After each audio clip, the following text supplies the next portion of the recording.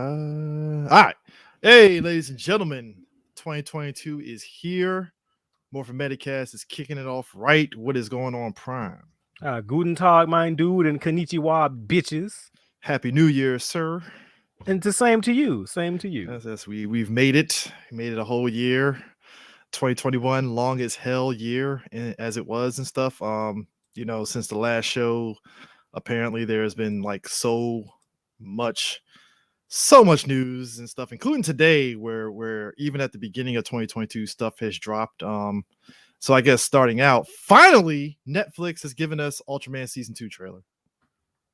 Bueno. But I haven't watched it yet. Oh yeah, we're getting the Zolfi, Ace, Jack, and Taro and Seven uniting, which I'm like, thank you, please, thank you, I love it. Yeah, I gotta fucking finish that manga, man. It's good. Dude, shit. You would have thought with me working from home, I would have been able to read the manga and do all that stuff, but life and gaming and stuff. I've been slowly reading it, and it's like, damn, I really need to jump on that. Now I see that they made like a lot of changes. Like, I don't think it looks like we're not getting Flame Taro like in the manga. Look like he's going straight to the suit. I could be wrong. The trailer gave like a glimpse of it, so it could be 50-50. Could be 50-50. Don't know. Okay. That's cool.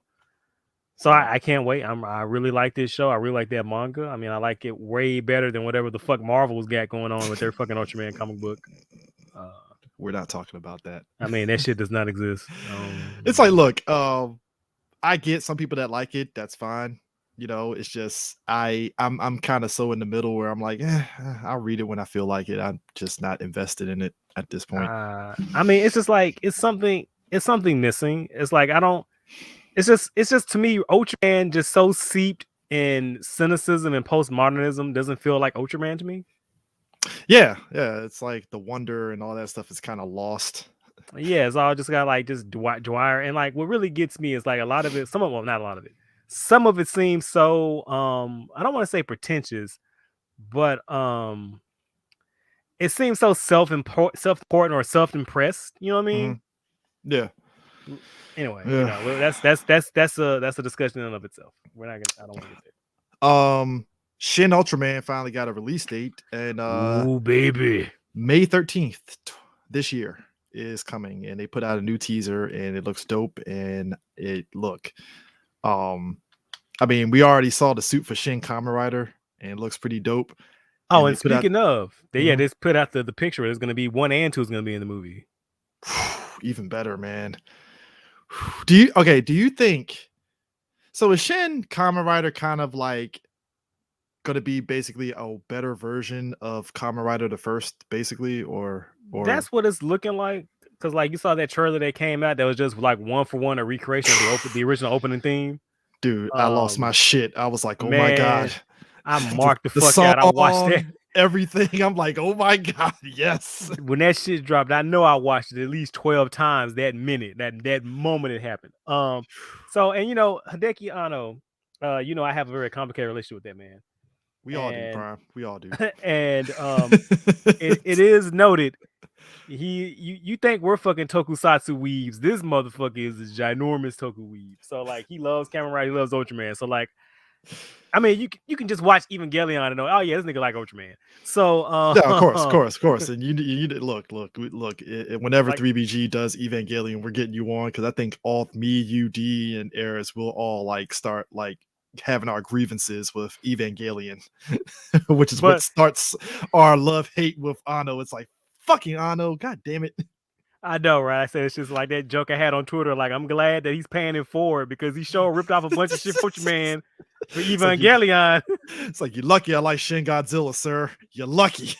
Bro, I shouldn't like that movie. Like, I should, like, on paper, I should hate that movie, but I fucking love that movie. So, like, I'm all for. I'm for both Shin Ultraman, even though he's not directing Shin Ultraman. He's just an executive producer, but it has a lot of his close elements. Enough. Right, he's a fucking fanboy. You can see his DNA in it. Like, I guarantee you, I fucking put money on the bank that he was the motherfucker that said, hey, let's make him long and let's get rid of the color timer. Like, all right, cool. That was him. He walked past the writing room and threw in his 2 cents and then walked out. He was like, hey, let's do what they originally wanted to do. No color timer on my shit, bitch. Yes, sir. All right, cool. Goes back and eat his cookie. Oh man, but May 13th, I'm pretty sure the social medias is gonna be going ape shit when that movie drops. Oh, I can't fucking wait. Man. I'm hyped. And now that you told me that we're getting Kamen Rider 1 and 2 in Shin Kamen Rider, I'm like, And did they show both suits for that? Yeah. They had them side by side. And it's so weird because the dude playing Ichimonji, he looks like even though they're both wearing heels, he looks way taller than Hongo. And I'm like, that don't sit right with me. You know what I'm saying? But those suits are so crisp though. I was like, as the internet's #1 Hongo stan, I don't appreciate that shit. I mean, I'm the guy that I think the reason why I'm not tripping off of it is that I've gotten so used to like height discrepancies, i.e., Wolverine in the X-Men movies being like 6'2" and shit, and I'm like, why, fucking why? So it's like, because handsome. Oh yeah.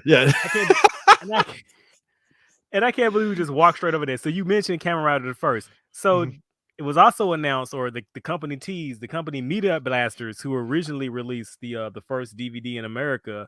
They were, ball tingling us on Twitter, saying that they are hinting at that they're going to do the original Kamen Rider Shin, Zio, J, and re-release the first with the next. As well as release. I don't know how they're gonna do it, but they're gonna do Kamen Rider World 2. And are they the one that did Kamen Rider Zero? Was it 01? No, 01 is Shout Factory. 01 Shout Factory. And okay. Pre-order 01 if you haven't already. If you missed out with the first, I don't know. If you missed out when it was announced on the Shout Factory website, there was a limited edition poster or a lithograph or something that went with it. That shit sold out within hours. Like, so man, they got Kamen Rider spread out now. So you got Shout Factory and then you got Media Blasters. Shout Factory, Media Blasters, and who was it? Is it Toku HD? They have some shows too. So like, it's really weird. Like Toei doesn't do like batches. They like license out shit separately. This is also why I don't know if you also know this, but there's a company in America that released a DVD box set of Kamen Rider V3. I think it's a Hawaiian-based company. It's called Generation Kakaider. Wow, really? They also have the Kakaider shows and movies, but whatever, because Kamen Rider V3 apparently was really big in syndication over Hawaii. I mean, this is what I'm told. And so they secured the license to just V3. Oh, okay. Wow. They released the box set. It was like years ago they released it. And they're still in production. They're still printing them. And I just recently got it, and I just started watching it, and I'm on like disc 4. I think I'm on like episode 30 something now. Wow. But yeah, that's telling that long story to tell that Toei handles Kamen Rider really, really, really bizarrely. If you haven't been able to notice that with how it's spread out on streaming and shit. Man, this part hurt me because this is also why I was kind of pissed off that San Diego Comic-Con did this. So San Diego Comic-Con happened Thanksgiving weekend, and it was a special edition. And with that, it's the anniversary of Kamen Rider, and I saw the fucking displays that they have for it, and I threw my phone on the other side of the room because I was like, why did you motherfuckers have to do it now? Why not next year when I can go? Like, god damn it. Like, they rolled out so much stuff for Kamen Rider, and I was like, I would have been marking out so bad. They had like all the belts from the years of Kamen Rider. Man, that shit hurt me, man. Yeah, I noticed they also had all the fucking Dyson stands, and I'm like, is that why I can't buy one now? Because y'all all took them motherfuckers? They did a rollout of everything and stuff. They had a Q&A. So obviously, as of right now, Kamen Rider 01 is streaming on Tokusatsu. The DVD the Blu-ray comes out this month, doesn't it? Yeah. Right? Yeah. They're getting more stuff from Kamen Rider Sentai and Ultraman that's going to be streaming on Tokusatsu as well. So I'm like, all right, cool. The Kamen Rider 01 Blu-ray removed the interlacing, hard subs, and original audio masters from Tobey. Yeah, and it's the broadcast version, not the cleaned up later release blue. Fuck off. But I'll take it. Whatever. Yeah, let's take it as the Q&A stuff this is kind of like the highlights and stuff. Somebody asked, "Are we going to get an American adaptation of Kamen Rider?" And they basically was like, "Do you want an adaptation or do you want an original creation?" Okay. Um, can we get more series on Blu-ray? And if Zero One does well, we can approach it. We talked about maybe a box set for the original series, but we're a small company, so we need to see return on what's already being done. So yes, folks, go out there and please pre-order them DVDs and stuff, because I'm assuming, much like anything else, if they get a return on their investment, they'll keep doing more, which I think is great. Which is crazy because, like I said, the shit sold out on the Shot Factory website like within a couple of hours. Like they know we're over here. Like we have been Yeah, clamoring for this shit. it was a good price point too. Clamoring. So Right. And like I say, I like I said on Twitter, I ate crow on that shit because I expected that motherfucker to be over $100 and just to have just a TV show. It had to be on DVD. I didn't expect it to be on Blu-ray. That caught me off guard. See, I was nice about it. I thought it was gonna be like $60. Shit, I thought they're gonna do 120. Everything in the movie is like, Well, not still missing some shit, but like it had more shit that I thought it was gonna have. Yeah. Is there any way we can ask specific reasons or series to be brought over? Use our social media channels. I could tell I've gotten a ton of requests for Dragon Knight, followed by Metal Heroes, but we talked to our own departments in Toei and come up with a plan after that. What about maybe dubbing a series? Basically, they said hell to the no on that. What about action figures? And apparently they're working on that with the same department that does the DX belts. So I'm like, all right, cool. Any plans to do this is the good one. Any plans to do Kamen Rider movie releases in theaters via Fathom events? What about special episodes of movies already streaming properties? The plan for Heisei Generations Forever was actually to have it in theaters, and then the pandemic happened. God damn COVID! You son of a bitch! We really were gonna You mother. We really were gonna get that. We really gonna get that. Damn it, man. I would have been there front fucking row, t-shirt and belt. Let me tell you something, folks. Those Fathom events are like really good. Like the My Hero Academia stuff sells out like quick. Oh, bro, was it the Yu-Gi-Oh! Dark Side of the Dimensions one? Was fucking dope. That shit sold out like hotcakes. So I gotta imagine you put Heisei Generations. The Shin Godzilla one. I felt so bad because like the tickets sold out. I got one, but my wife didn't, and I was like, oh, well, sucks to suck. Did you at least get her something to kind of like offset that at least? I bought her lunch. She'll be all right. All right, cool. All right, cool. At least you got her something versus, man, that was a great movie. It's like, oh man, shame you couldn't be here. It's like, yeah, Prime got divorced immediately. It's like, why did you get divorced? I didn't take my wife to see Shin Godzilla. Shin Godzilla. You son of a bitch. Petition for custody of the fig arts. The judge looks at you like, really, my dude? Damn. Hate to be you, sir. Like, hey dog. For the Zilla. Not my fault the ticket sold out.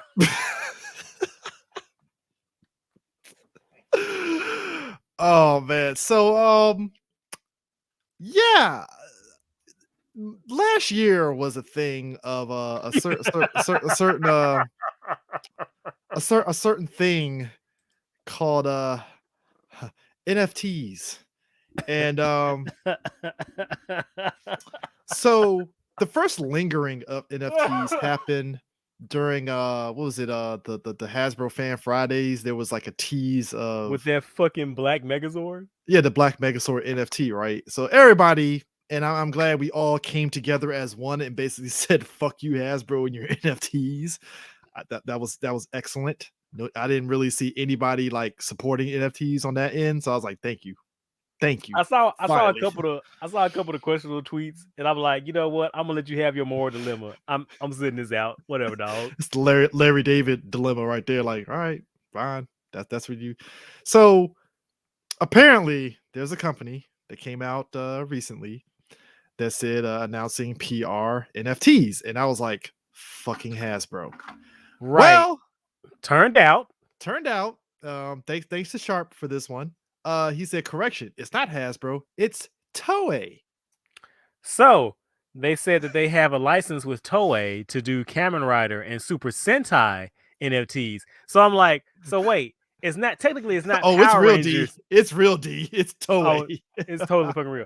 And so my thing about that shit is like, so it's not technically Power Rangers. So like you off the bat, you false fucking advertising on top of whatever fucking money laundry you trying to fucking do. They Like tried it's to get just us pissed off at Hasbro, and then it was just kind of like, hey, gonna be all so around.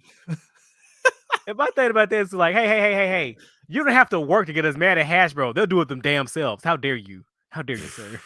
man, bruh. I swear to God, I was laughing my ass off. I was like, wow, they were really about to throw Hasbro under the fucking bus on that one. Right. It's like, dog, they already got it. They already gave us shit for that. Don't put us on that shit. Don't put that evil on us. I mean, technically, both of y'all doing evil. It's just Like I said, the Hasbro will do something eventually. You ain't got to work overtime for it. They'll get us mad at them for something. yeah. I mean, Like it's right not now, hard. they said they're gonna do all their shows for Netflix, and we were like, oh, so that doesn't mean all the old shows gonna be back on there? Why the fuck they do that? Easy there, sir. Easy there. Whoa there, Buckaroo. Don't get ahead of yourself there, little fella. What's that? Just go to YouTube, sir. And it's like, wow. I mean, thankfully, YouTube has all the seasons. Thankfully, hopefully they don't get the Inception copyright strike on themselves. Knock on wood. Man, it's so fucking mind-boggling. Just like what? And Hasbro currently like seems so against physical media. Like it's so bizarre. I mean, Somebody pointed out to me, and I didn't realize it. They said like the last Transformer like physical release was the Robots in the Skies, 2015 show. And I'm Yep. like, that can't be right. And it's like, yeah, you serious? I'm like, damn, son. I looked it up and I was like, oh shit. Damn. That's the last one. Damn. It is totally so Toei D. It is that is on brand for Toei. Yeah.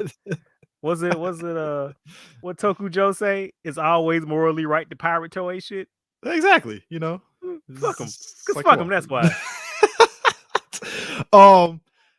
We're getting a Kamen Rider Black Sun, which is basically a heavy stylized take, and that's also hitting theaters this summer, apparently. It's basically a Kamen Rider Black. I don't know Black RX, but just Black. So I'm like, I need to see a trailer for this, but it looks interesting.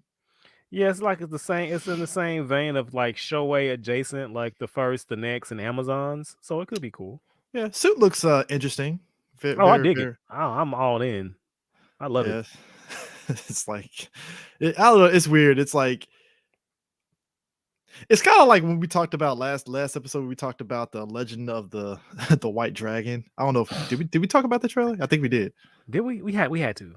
I think we had to because we always roasted. Yeah. We did kind of low key roasted. It's like I should technically be roasting Black Sun because it's almost Legend of the White Dragon is, but yet it gets a pass because it's like not a fucking fanfic. Yeah.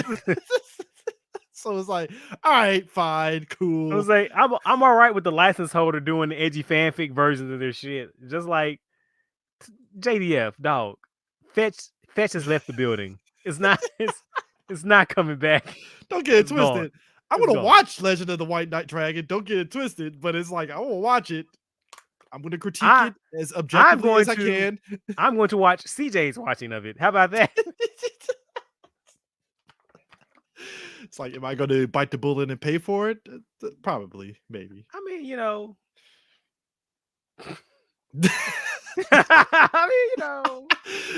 This is promise like secret ingredient is secret ingredient. I mean, it's tradition at this point. You know, there's certain things you do for Toku.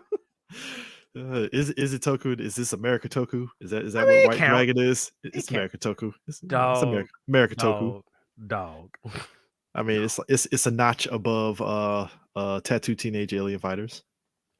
I mean, you got me. I mean, they got me because it's JDF, and I appreciate. You know what? It's like this.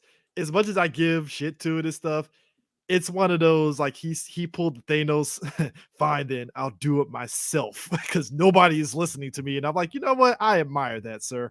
I totally admire that. You know what? Fuck it. Go for it. It gets me because he had been hard in the paint for like he wants his old man Logan style Tommy whatever, and you thought he would have calmed the fuck down with Soul of the Dragon, but apparently that shit just invigorated him. and emboldened them. But it's like, God damn it! I don't know whether to blame Boom Comics for invigorating it or what. I don't know. I might want to blame Boom Comics for that I mean, one. I blame Boom Comics for a lot of fucking things. So like, did you fucking see? Did you fucking see? So like, we're getting the Die Ranger suits, and was it Power Rangers Universe or whatever? Bruh. And at first, I was like, my stance with Boom Studio. I'm like, don't care out of sight of mind. They can kiss my ass. Dude, they already fucked up the what was it? God damn it, what suits was it? What suit? 5-man. Yeah, 5-man. I was like, really? You do that to 5-man? Like, damn. Fuck off. And so like then I was like, I'm not even gonna pay attention to that shit. Then somebody said, but Prime, think about it like this.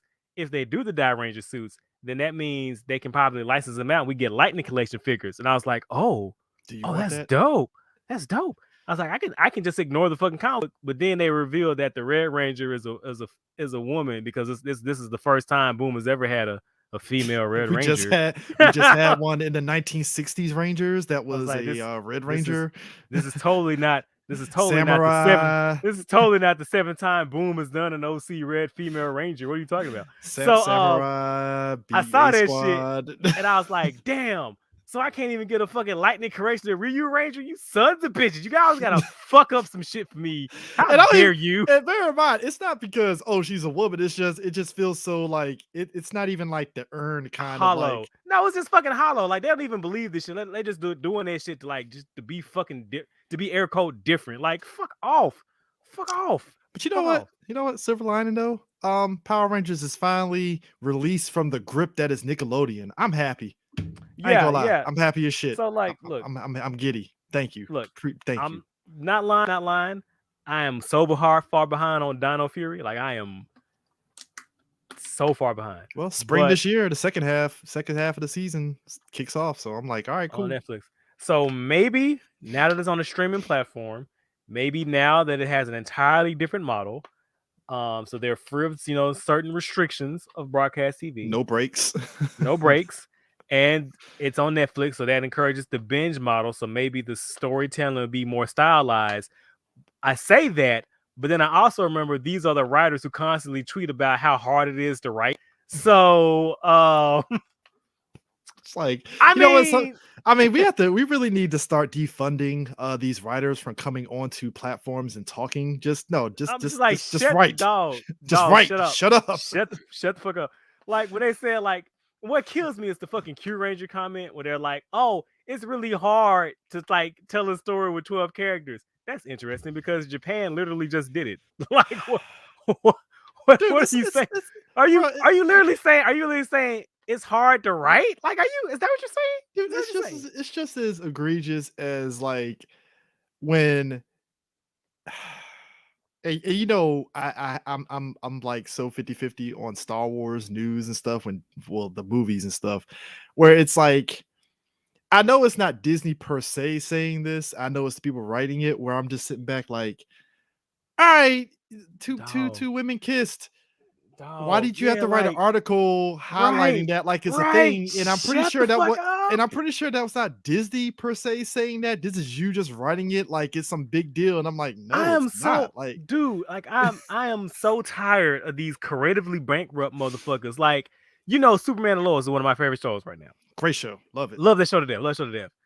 But one of the fucking head writers, he gave an interview and he was saying like, well, there was a reason why we gave, Superman 2 sons. Now, CJ, did he say because, we had an interesting idea? Like, what would the dynamic be if Superman was raising 2 kids, or we can, have them compare and contrast each other, or we had this really and all that stuff. Yeah, we had this really interesting idea. No, that's not what he said. He said the reason we gave Superman 2 sons is like, I recently had twins, so I gave Superman twins. Are you a fuck? It's like on a baseline level, all right, that's cute, but at the same time, that's not a good reason. Like, no, that's my fan. It's like, yeah, I know you write what you know, but dog, have a fucking imagination. Like, you just say, because that's like saying, my character ate a grilled cheese for lunch because I had a grilled cheese for lunch. Grilled cheese. That's one of those things. That's one of those things you table to yourself. You keep talk about it. Right, shut the fuck up. I didn't even know that, dog. It's one of those things that if I'm a writer, it's like, I'm pretty sure the guy that writes a regular show, he probably wrote certain character traits that him You and his friends know, do, but bro, he you never know says anything Mordecai is about him it.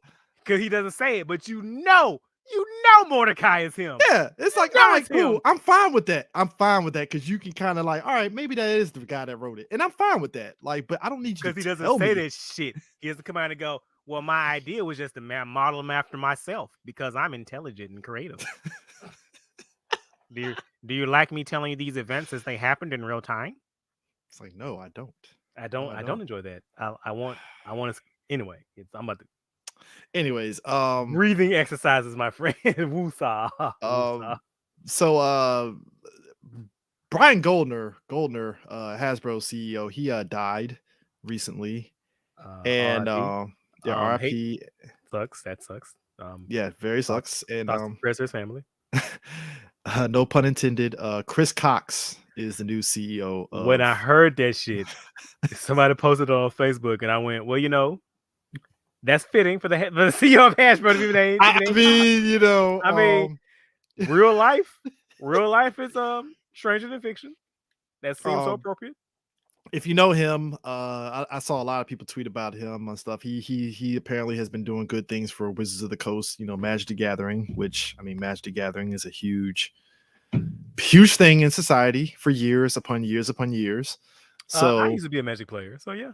Yeah. So I mean, I guess this is good. I don't know what that means in terms of the future of Hasbro with him there. Is he going to have some sort of magic hand and maybe I don't know. Or is he gonna just kick back and collect them checks? Probably the latter. Kick back and collect checks. I mean, that's just Did you see the reveal for Don Brothers? I did. I fucking love it. I'm I on feel board. this emphasizes that Sentai is going to be here till we're old people, because it's like when you think they don't have any more ideas or can't come up with any ideas, boom, this happens, and it's like, son of a bitch. Oh, fucking and look, I'm about to say something real controversial. Okay. Okay. So it's based on the story of Momotaro's, and so we got a Red Ranger, Yellow Ranger, and Blue Ranger. They're being played by actors. All right. Pink and Black are entirely CGI, and so Pink That's gonna be interesting. especially on Tokusatsu budget. Like, this is going to be fucking fascinating. I'm pretty sure they're gonna pull a Supergirl, because originally on Supergirl, Martian Manhunter was all CGI, and they eventually CW ran out of money. had to make a practical suit for that man. They had to. So Pink and Black are CGI. So Black is a little dog creature, and Pink is a fairy. Is a Slender Man crane creature. And Pink, Tinkerbell-ish. Yeah, I mean, almost. I mean, that's my connotation, but you're right. Slender Man. Slender Manish. And this is gonna be the first male Pink in Sentai, and he is a giant lanky creature. And I saw that and I laughed. And one of my boys was like, "Why are you laughing?" And I said, "This isn't one of the biggest fuck yous I've ever seen in my life." They're looking at Hasbro like, adapt this bitch. not just Hasbro. They're also looking at all the people on Twitter that's like, there should be a male Pink Ranger. And Toy was like, "Oh, I give you a motherfucking male Pink Ranger, motherfucker." Meanwhile, some 6'5" guy that's into Toku is like, it's my time, accepted. baby. He's like, challenge it's my accepted, time, baby. Let me get my foam wings out. Let me get my motherfucking hard plastic talons. Let's motherfucking go. Toei is gonna be like looking at random images for fucking Power Morphicon next year, and it's like, fuck, somebody did it. God damn it. Just when I thought that they didn't do it. I mean, they could. Oh, shit, I just got an email. My Ronin Warriors Blu-ray is on the way. Dope. Nice. Are you into this Zord Ascension project? I do not give a fuck. I really don't. I give less than a fuck. I don't even know what they're doing over there. I just know it's a thing. Was it that was that which one was it? Is this is not the NFT black one. This is the one that has like the Rangers in the cockpit in the Megazord. Fuck off. 1/144 scale. Fuck off. I'm good. Which I'm just like, meanwhile, I'm just like, can I just get a Zeo Megazord to kind of continue on from? Can I get anything other than Daijujin? anything. Swear to God, Prob. I'm like old boy from fucking a 4-year-old virgin. Like, if I hear Yamo be there one more time, I see Daijutsu one more time, I'm throwing the shit out the fucking window. If I see even one more, I'm like, you I do will know burn Mighty a Morphin. Megazord right now. I say this looking directly at a Daijujin on my fucking shelf, and I'm like, you do know Mighty Morphin has at least 4 other Megazords y'all can use. I mean, Like, can the Thunder Megazord, can the Samurai Man get something? Can the something? Can the Shogun Megazord get some love? Goddamn, like Anything. Can the fucking Titanus get something? What the fuck? Battleborgs. I mean, White Tiger Zord, fucking Tor anything. the turtle. Something. You know what you asked for? We need a new fucking Serpentera. That's what we. I would really need. love a Serpentera. That would be good. Zord Ascension Project right there. Fucking. Hold on. Or how about a fucking Cyclopter for the fucking Megazords to fight? God damn it. Nah, Daijutsu, because we need this. Because This would be. It's iconic. It's iconic. I'm saying it's the number 10 version of this, but it might be more. I don't know. I'm not for the fuck. I lost count. It has to be. I lost count. I stopped giving a shit. Under Bandai, we had the Lightning Collection one, and now not the Lightning Collection. Wow, Legacy. The Legacy figure, and I was like, all right, cool. And then Hasbro just came in hot, like, hey guys, here's 5 different versions of them. Oh fuck! I just remember it was like 2 Legacy, because there was like the one that was a builder one that came with the Rangers. Then there was the one that was a re-release, and the black one. So it was 3. Oh fuck! No, there was another one too. The black and gold. There's the black and gold. Then there was a re-release. Yeah. Because Titanus got a black and gold one too, and a white one. And the Dragonzord got a black and gold. No, there's another. There was. I promise you, there was another one. There was the black and gold one. Then there was another one in between that. Yeah. So, man, I swear, I'm just like, yo, I'm about ready to just burn down Hasbro's building. I will fly to corporate headquarters and have a gas can in hand and burn it down. Like, sir, that's terrorism. Is it terrorism, Prime? What time we leave? What is terrorism if not burning building everlasting? Sir, that's a flag. That's a flag on play, sir. Flag on play. Do you hear that sound? That's a bunch of terrorists ripping a reverend fuck under their breath. Hey, I watched Star Wars Rebels. Terrorism can be good sometimes. I'm just saying. What's to say bullying works? Hey, I keep telling people, I was like, bro, Rebels is about a group of terrorists. I mean, essentially, the rebels are terrorists.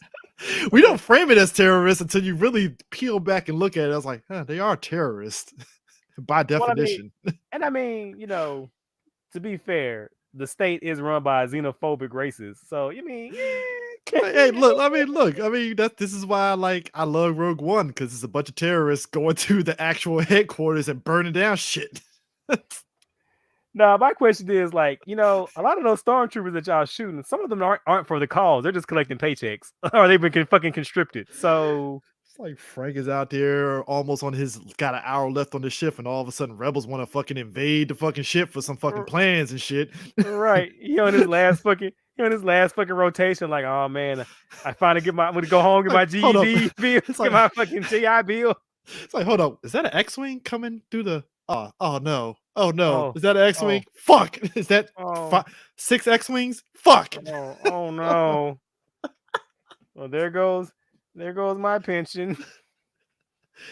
And now Tarkin looks like the asshole because he shot the Death Star at the thing to just kill everybody. I'm like, damn. So does the family get a pension or nah? All right. So like, how does that work out? Do they get a military funeral or their benefits? So like, can his kids go to college now, or? Tarkin looks that family straight in their eyes and is like, no, you get nothing. You get the jerk off motion for the Empire. The caveat is that Darth Vader is the good guy in the whole thing. Like, come on, Tarkin, throw him a bone. Tarkin is like, nah, bitch, that's not happening. But Tarkin, we could at least give them a bouquet. A bouquet? You know how much that costs? They can get this bouquet. Get fucked. How about that? Tarkin looks like he'll tell somebody get fucked because he's like, nah, bro. What you mean? He did regularly in Clone Wars. What are you talking about? Hey, you know what? You're right, because in Rogue One, he did tell old boy that tried to take claim for the fucking Death Star to get fucked. It's mine's now. Right? He was like, "You made this? No, nigga, I made this." Give me the goddamn stuff. Yo, he demoed the fucking Death Star from my man. I'm like, God damn. Target ruthless as fuck. Whose Death Star? It's my Death Star, dog. It's the Empires. It's the Who's? Whose? I don't see motherfucking Empire name with this bitch. That's why Vader almost choked you out, because yeah, you got too ambitious. Vader told me what happened. Pass that windpipe, nigga. Man, yo, when Vader fucking force choked him and told him, hey, you getting a little too high on your britches there, buddy. Simmer down. Might wanna rain that down, my dude. Oh man, I love that actor, man. That dude knows how to play a sniveling asshole. I love him. Peter Cushing. Yeah. RP, man. RP. God, man. See, Peter Cushing would have been a great like Kamen Rider antagonist. You know, watching, because I'm watching V3. Yeah. And I just watched the episode where they revived the 4 Shocker generals. Mhm. And seeing fucking Dr. Shinigami, I'm just like all these fucking character actors like Ambassador Hale or whatever. Mhm. And you say fucking Peter Cushing, like I can totally see fucking Peter Cushing Man. in some fucking Shocker gear. Man, I will watch that shit. It's like I sat there and said Raul Julia would have been a great Doctor Doom at one point. Cause like everything from that Street Fighter movie is like, that's Doom. I can see it. I mean, the only thing is like Raul Julia wasn't that tall though. I know, that's the only caveat. It's like, fuck, man, but he has that damn Doctor Doom demeanor though, and it's like, fuck. But that's what we can get armor and shit for, right? We can get, like, I know. We can shoot it a certain way because Tom Cruise is short as fuck. Or we could just do what they did in G.I. Joe Retaliation, have a suit actor and just have somebody do the voice acting. Well, see, I gotta have Raul Julia's physicalities as well. Fuck, you're right. You gotta have his body language. A lot of padding. Has to be, because the bison suit was padded them big ass shoulders. You know what? You're right, because I was like, hold up, Raul Julia wasn't that goddamn big at that point. Dog, whatever I think about that movie, the first thing that comes to mind, after Quick changed the channel, is that fucking Psycho Crusher he gives John Claude. Man, those are the two things that come to mind whenever I think about that fucking movie. That and that speech where he ends it off with the Pax Bisonica and it just cuts to the thing. I'm like, that is the dopest fucking speech. Oh, and the guy thing where he's like, he took everyone. Well, he didn't take everybody, and it's just like the fucking cook and the cat at the back. I'm sorry. Fuck you. That's a funny sight gag. You can go to hell. That joke is funny as fuck. Dude, see, that is what, you know what? Back in the day, that Street Fighter movie felt like a fan film. You know that? Just in retrospect, it kind of is. It's just a bigger budget, but it's like, you know what? This is fun. Fuck it. This is fun. I love it. I mean, some misplaced decisions going all around. I don't hate that movie. Like, I'm not actively angry. Like, that was a happy accident. I mean, because it could have been worse. It could have been Legends of Chun-Li. Yeah, which they took they went too serious with it. Nobody wants your Christopher Nolan Street Fighter, or your CW tier Street. Nobody wants that shit. With not Bison, aka Geese Howard, because that's who it was. It was Geese Howard. That wasn't Bison. Dog, I refuse. I'm not watching that movie. I refuse. Dude, Tattoo from Black Eyed Peas was hyping himself up as Vega, and I was like, this was Leisure Suit Vega. This wasn't Vega. This was Planet Fitness Vega. What are we doing here? Like, not the kale wheatgrass smoothie Vega. No. But Michael Clark Duncan did the damn thing as Balrog, so fair. I mean, to be fair, when has he never not done the damn thing? Yeah, he came in and he knew the assignment. It's like, all right, I'm big imposing black man. I'm Balrog. All right, cool. That's fair. Lastly, are you happy for Godzilla versus Mighty Morphin Power Rangers? I do not give a shit. Like, I am so Are you Y'all ready think for Dragonzord versus Godzilla? I am. Oh, but I'm asleep. I do not give a fuck. I do not care. I feel we at made all. so many jokes over the years as fans that this happening, it's like, all right, cool, but we made all the jokes that we could possibly make about this, so it's like, all right. Dog.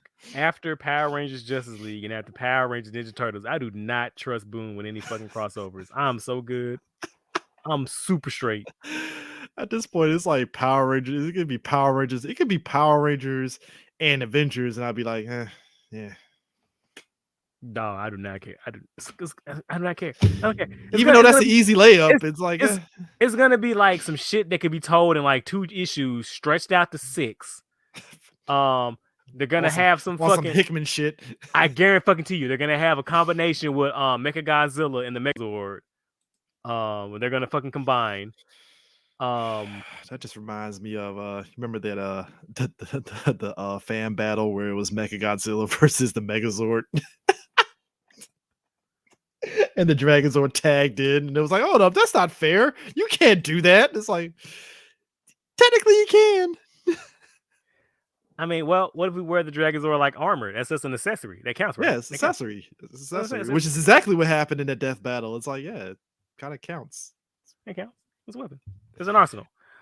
It's like it's gonna be like that, and then it's gonna have some shit where like they're gonna trick guys. Like I can write this fuck.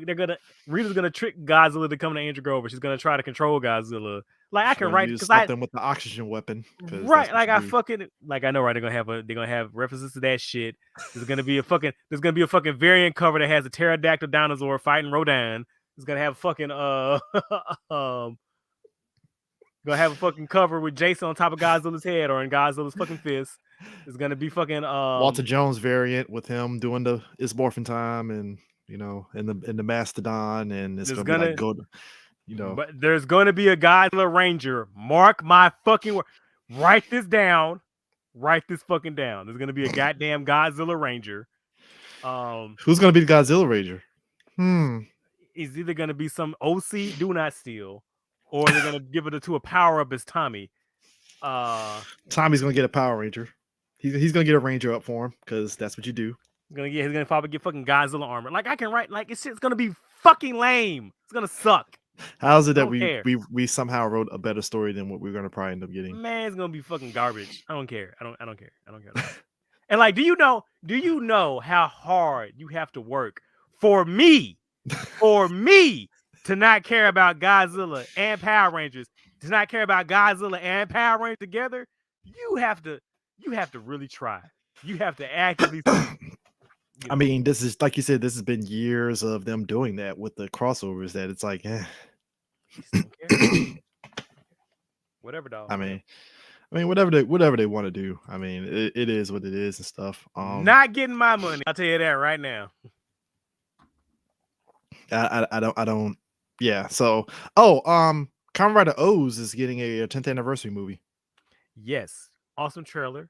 They just posted a picture. All the human forms of the geek greed are back. Look dope. Looking pretty fucking dope. I can't wait to see my man Gamu back. That is going to be great. I mean, hey, I like that these 10th anniversaries of these shows is a thing. I wish Power Rangers would do that shit. That require them paying the actors. That require money and effort. You right. Yes. My bad. Well, effort. The money ain't the problem. It's the effort. No, I think it's both. It ain't, put it this way, I don't think it's quite penny pinching Saban levels with the money. It's more like we're kind of too careful with it kind of thing. So it's like, if they did put effort, then that's the funny thing. If they put effort, they actually would get a huge return on investment. See, it's like, that would also require writers who want to write. Not fanboy write, but actually write. There's a difference. Not complain about the job being too hard. Like, I gotta use characters. Oh, like, yes, like you don't have to get advice from the fans sometimes. Just write a good story. I mean, just and I can't believe I'm saying this shit, but like I am nostalgic for the late Disney era and for the period from In Space to Wild Force. Look, man, you give us 10th anniversary RPM. I mean, that'd be dope. But on the flip side, could you imagine Super Mega Force 10 years later? You know how the fans feel about Super Mega Force and stuff. So, yeah, Well, I'm an Mm, engine of chaos, sir. I- Uh, yeah. I mean, maybe better writers would probably make it better, possibly. I mean, maybe more than 3 people carrying during the production. And it'll actually tie into those Die Ranger suits. Maybe. Like, you can miss me with that bullshit, man. I'm so bad. Like, the one thing I was just excited for, I was like, well, I don't have to read the comic book, but I can get the action. Fuck you. Fuck I off. mean, that, like, I swear to God, that was the funniest shit with Super Mega Force. How they just YOLO'd and just said, "Fuck it, we're not even gonna fucking try with pairing up the scenes. We're just gonna throw it in there and y'all have fun. Fuck it." And what's again, I say this on Twitter and I said that on the fucking episode we did. It's like they actively went out of their way because when you watch Go Kaiser, Mm-hmm. like the footage that they did, like they served it up. Like you didn't have to use the Sentai suits. Like they was a way where you could have did the show where they used Mm-hmm. Power Ranger specific Nah. suits. And for the shit that they didn't, like you were reshooting some shit anyway. So like, and also kill me. Like sometimes they went out of their way. Like it's Yeah, fucking that mind was. boggling, man. We talked Fucking about it, mind-boggling. but it's just funny just thinking back on that. It's like, yo, that was the funniest shit ever. They just transformed to the Die Ranger suits with no explanation. It's It's like, like, well, they gave one. There's like, these are powers never before seen on Earth. You unlock them. Why would they unlock them? Why they keep unlocking more that never been seen on Earth? Why are those in the rotation in this anniversary season for you know what? Side note, this is Power Rangers news. Amy Jo Johnson, if you've been following her, she has done some directing work, and she's directing a couple episodes of Superman and Superman and Lois, Lois. and Yeah. I'm happy for her. Yeah. And I'm like, oh shit, all And right. so is our boy Dickle. Dickle's gonna be Yep. doing some. Yo, Diggle's been he's been like, yo, I'm gonna be in front of the camera, I'm gonna be behind. Whatever you want me to do, I'm there, please. Look, dig, collect them checks. Make me Green Lantern, please. I don't know about that, sir. Hold on there, Hoss. we'll Slow still down keep there, buddy. we'll still keep it as a through line and mention it, but we don't know if we have the CW budget for a Green Lantern, even though we Well, have a see, Green let's Lantern say, on Stargirl. fun to say, CW might not have the budget for CW because them motherfuckers about to get sold. To who? I don't know. That Was is it the Starlink or whatever the Oh, is it company that confirmed owns they're it? getting sold to them? Well, they're the one of the leading contenders because they have Oh, so many okay. CW affiliates, and I'm like, that just makes sense. Oh, okay. Oh, yeah, and also Like, Amy Jo is writing Boom for Boom Studio Comics as well. yeah, I saw that. She said that she had an idea and she was really excited about it. And I'm like, that's great. Can you do it anywhere else? Can you go literally anywhere else? I mean, oh yeah, you forgot to mention along with Die Ranger, the new the Phantom Ranger has a new form. I don't care. I mean, he looks it's dripping. He has this white and gold. That's cool. It's That's that cool. drip. It's But a that's drip. about it. Don't care. I mean, I'll buy the toy, but I'm not buying the book. Yeah, and they'll probably fuck up that Lightning Collection toy. So Oh, it's gonna be fucking horrendous. Get ready for that paint splash, baby. It's like, oh, you like? I mean, look, that Phantom Ranger Lightning Collection that's out now is pretty good already, apparently. So I'm like, all right, cool. Guess I have to wait to get mine because I'm still trying to get a fucking Silver Space Ranger because I am not paying aftermarket prices. Y'all got me fucked up. Hey, I saw the prices on eBay and I was like, no, thank you. I was like, y'all can suck a nut. Nah. I still am playing. I am so far behind on Revice. I need to catch up on that and Zenkaiger. Yeah, I'm Those super two behind. shows. Super behind on Zenkaiger, but I'm caught up-ish on Revice. I think I'm just like 2 episodes behind. Dude, Revice is fucking dope. Yeah, for the theme that they had. At first I was sketching, and then after watching like the first 5 episodes, I was like, oh, this is growing on me. I like it. Like, oh, I'm into this shit. This show is fucking this is my shit. Yeah. So Ultraman Trigger, I haven't started yet. So You can take your time on that. right. I am so disappointed in that show, and I'm so upset because that show, Damn, what did they do? What happened? it's just it's like it's not that good. It's like Damn. Damn, that sucks. And they were on such a roll too. They were like, especially coming after Ultraman Z. If you haven't seen Ultraman Z, folks, go watch Ultraman Z. It's fucking phenomenal. But Trigger is like, it should be my favorite show because it's like, it's new generation Tiga, Mhm. but like it doesn't feel like that. It just feels like a It's really just there. bland, kind of generic-ish Ultraman show. Like, some of the acting's not that good. Some of the characters don't have any fleshing out. It doesn't even feel like it's supposed to be, an anniversary for Ultraman Tiga, but it just feels like any old generic Ultraman show with how they use some of the callbacks and cameos and shit. Yeah. It's like, I'm so upset because this show should be my favorite show. I should love this show to death, and I don't, and I'm so sad. Yeah. Lastly, I mean, I won't know if this is Toku news, but so real quick, Stone Ocean has been out on Netflix for a while. It's been interesting seeing the discourse with that show so far. You saw my bingo card. I think I already got like 4 or 5 spaces already filled out. Yeah. I'm waiting for that second half to kick off before it really starts going into overdrive. Look, I already told you, dog. When the that Poochie weather report episode happens, I'm taking off Twitter. I'm taking a sabbatical. I'm leaving. Man, it's gonna be a lot of folks that are gonna really misconstrue that shit. Man, it's gonna be some fucking stink pieces, bro. That are just gonna be like, it's gonna go over their heads, like, phew, just way over their head.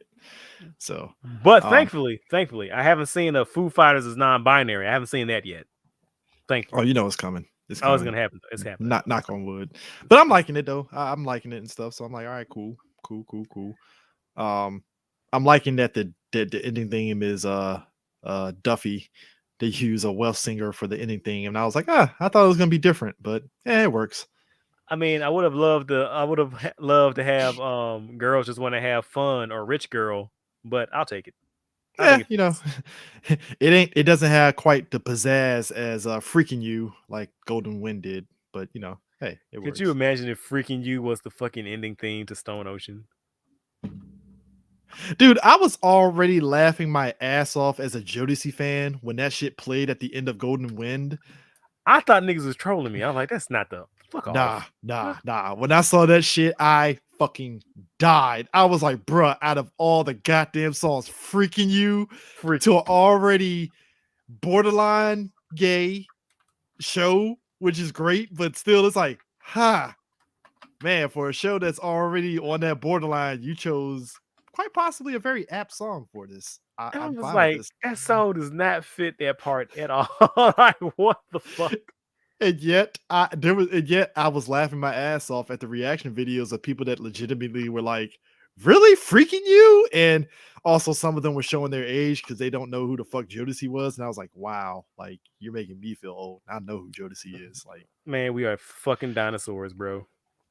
Like, it was to the point to where somebody on Twitter mentioned that they didn't know who Jodeci is. I was like, you don't know who Jodeci is? Like, damn, Freaking You remix with Ghostface and and Raekwon. And it was like, nah, I never heard of it. I was like, man. It's like, man, you kids, the youths are missing out, man. We're losing recipes here, man. Just losing it. I mean, look, there's so much tribal knowledge is being lost.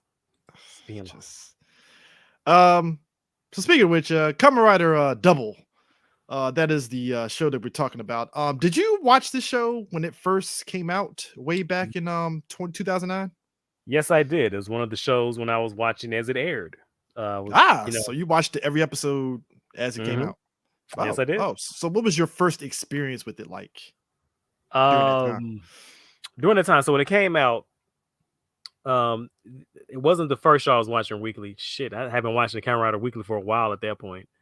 But seeing it, I got really excited because it was part of the 10th anniversary project, along with Decade and a bunch of other shit.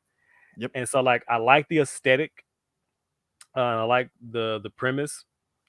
I liked that he looked showy, and I like, well, the show had kind of like a showy feel. So I'm like, oh, I can get down with this shit. But like watching, like, I don't know, it's hard to explain because you just had to be there in the fandom at that time. I didn't watch it until like 2 years after it aired, so it was like the year that because it was Go Sager, then Go Kaiger. What was after Go Kaiger? Go Buster. So right when Go Buster came out, I ended up finding a site that had all the episodes of Hold on, Double, and I started hold on, watching it. hold on. Was that right? Did that just come out the chamber? Was that right? You had to be right because Double came out the same time as Go Sager. Hold on. Is that right? Because if that, I'm about to like go get a You life probably are check. right because you I'm gonna say, remember. hold on. I I'm gotta look pretty that sure up. you are right. I'm upset that it just came out the chamber like that. It just Oh, popped you're out right. just like Yeah, that. yeah. Oh Go, no, I go, am. go, Seiji, Go Fuck! Kaiger, and Go Buster. So yeah, you're right. It just slipped. Oh my god, man. I mean, it's not hard, honestly, because even I knew it was Go Busters. I was like, yeah, let's Go Busters. Yeah, let's Go Busters. Yeah, Oh my goodness. Okay, go ahead. I'm sorry. yeah, I just yeah. pressed Because myself. I watched it. I liked the suit because it reminded me of was it Kamen Rider J? Yeah, yeah. I liked it because it was that black and green. That's traditional Kamen Ridery color. So I'm At like, first, I okay, didn't think I was gonna okay. like the split design, but it grew on me. Hey, baby, Kakada, baby, Kakada, Yeah, baby. that was the thing. It grew on me because you know what? It was because of Kakaider, but it was more so because of the shit from the Metal Hero dude. Metaler. Yeah, Metaler. It reminded me of that a little bit just with the design. So it's like, oh, okay, that's cool. You know what? You know what won me over? This ultimately just a lot made me love the suit. The fucking scarf. The Bro, the Scar goddamn look, that was very Kamen Rider 1 essentially of it, which I thought was dope. can't go wrong with fucking silver scarf, dog. Yeah. I mean, haven't there been other Kamen because I know that Revice has a scarf. Yeah, scarves are a Kamen Rider thing. Show era. They Yeah. stopped them at black. Yeah. 'Cause I think Black was the last one because Black RX didn't have one. I'm trying to think, did any of the newer ones have any scarves other than Double? Other than Double and Revice, I'm trying to think of anybody else that had a scarf. Not in their rider form. Damn. Yeah, you're right. Yeah. Huh. That definitely needs to come back because scarves are the shit. Scarves are dope. I keep telling people like scarves and sashes make superhero costumes look dope. Yeah. Yeah.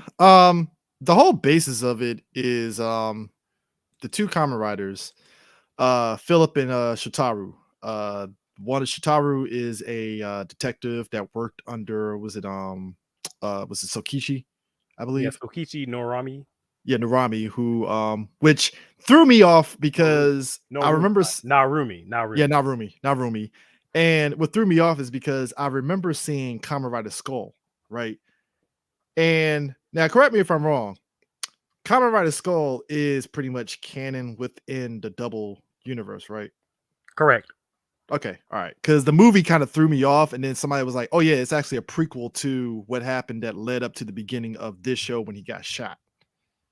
I was Yeah, like, "Oh, okay, all right, cool." yeah, Double is one of the rare shows where like just about everything is canon. So like yeah, Begins Night is canon. The movie my God Eternal. Memories of Fate is canon. Yeah, the Eternal movie Oh is canon. wow, I thought Eternal was like non-canon because that was. I think No, because that's because this movie was a prequel to the Double movie. damn. See, that's what threw. I think the Eternal movie actually it was the Eternal movie that threw me off because I was like, "Is he canon with the show?" Like, Yeah, it was a all prequel. right. Because Hmm. it's been a while since I watched it. But doesn't that movie end with him getting the job to go to Futo for the Double movie? Yeah, yeah, yeah. Because I think I watched like a because I think the movie well, it's not on YouTube anymore. Whoever had it uploaded, it's not on YouTube anymore. But I watched like pretty much I kind of fast forward through it and stuff just to check out like certain highlights of it and stuff, and it does like lead into that movie. So yeah, yeah. Yeah, yeah. I Then mean, the Axel movie, like, and the return was it the O's Double movie? Like, yeah, so that's one of the shows like you don't have to worry about it. Everything fits on a timeline somewhere. It's not awesome universes. and it ties into the Decade movie too. Yeah, yeah, yeah. Yeah, yeah. Where Decade brings back Kamen Rider Skull from the AR world to kind of give peace of mind to Shotaru and Philip, and I was like, oh, that was nice. That was nice of him That's to do that. that's pretty cool. I like how uh, cool they were with it. It was like what he just basically says, I like the cut of your jib, kid. yeah. It's like, Like, thanks, Mean thanks, boss. Green.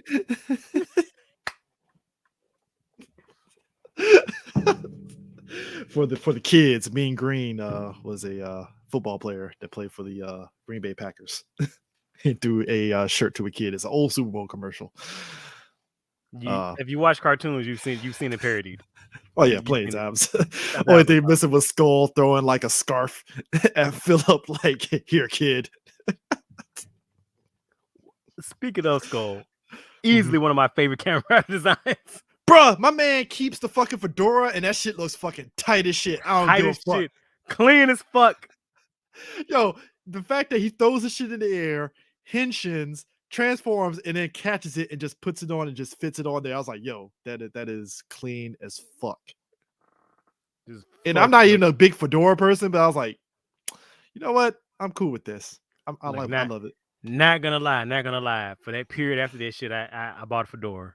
You know, I had to like. Who didn't? Come on, who did? Come on. I had to. Like, come on. That shit. Nobody's perfect. Come on. Eternals. You know what? Eternals another Kamen Rider that actually has a scarf too. I actually liked his because he has a scarf / cape form and stuff, and I was like, all right, I'm fine with this. You know, just overall, just thinking about it, like Double had a lot of really good designs. Yeah, I mean, it's a simple design with just different colors and stuff. I like Axel's the fact that he literally all right. So when we talked about Kabuto has clock up that makes him go fast, right? And you have Foz has the thing Axel, my bad. Axel. Foz Axel, yeah. Yeah, 5 XL that gives them 10 seconds of speed.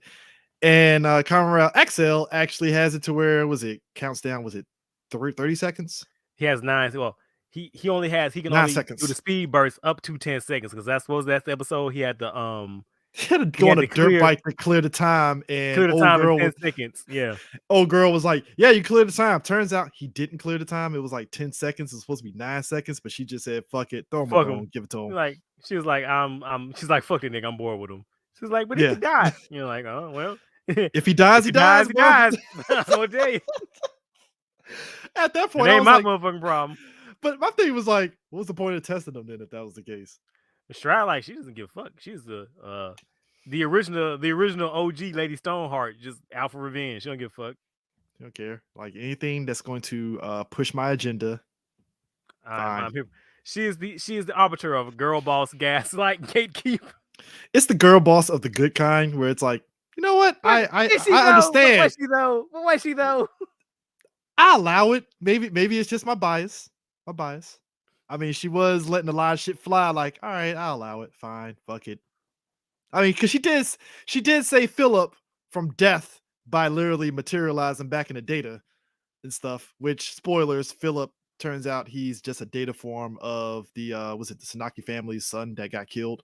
Basically. Oh yeah, we just jump right in there, huh? Spoilers. Yeah. Spoilers for this almost 20-year-old show. 20-year-old show.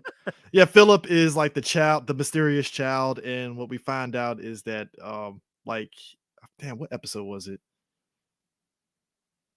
Was it early, like episode 16 or 17, somewhere around there? When he finds out that he's their kid. No, I think that's like much later, but we find out that the whole thing is like the show opens up with Begins Night. Yeah. Where this is where Skull gets fatally wounded because he goes to rescue Philip. Shot in the back. I was like, why did he untransform? Anyway, so it's like, damn you. Why did you for that? And like you were just fighting fucking masquerades. First of all, why'd you transform there anyway? So just so he can give his hat to old Ward. All right. Just for the gravitas, my nigga.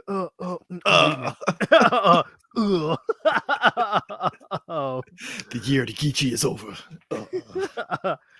I'm out. Tell my daughter I love her. You got a daughter? Oh, no, I don't.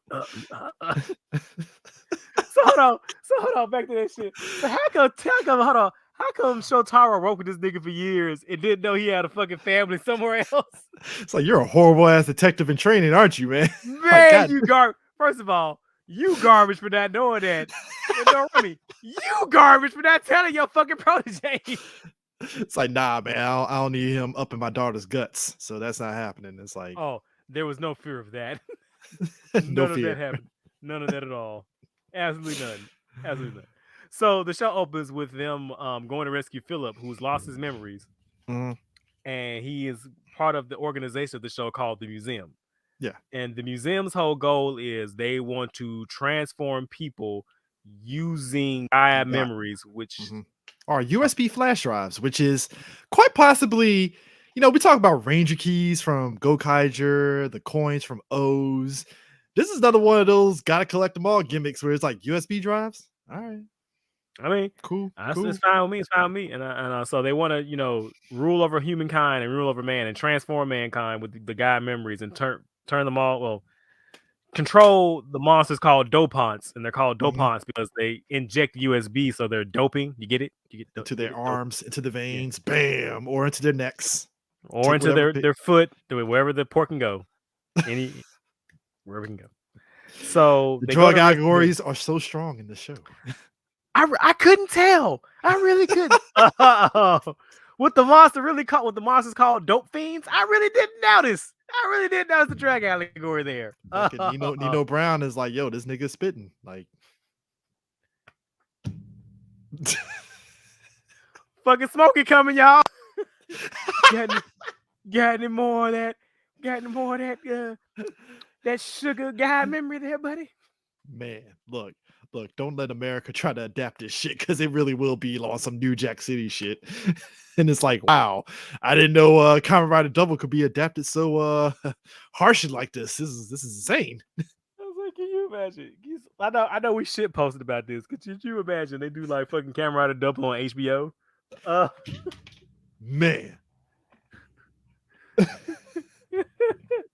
But I keep getting sidetracked. So they go to rescue Philip, and Narumi gets fatally shot. And so when they escape, Philip turns to Shotaro and tells him, does he have the courage to ride with the devil?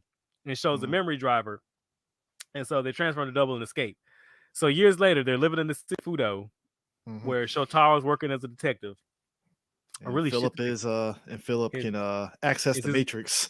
Yeah, it's his Google because Philip is connected to the what's it called, the the Gaia bookshelf. Yeah, it's like the Gaia. It's basically like the true Gaia memory, which is like all the information. It's like the Gaia library essentially, where it's like information on dopants and pretty much it's like a big supercomputer essentially. Yeah, he's essentially Google. He's essentially Google, so he can look up anything So he helps his boy out with like like detective work and stuff. Like, hey, I need you to look up this keyword and see what comes up.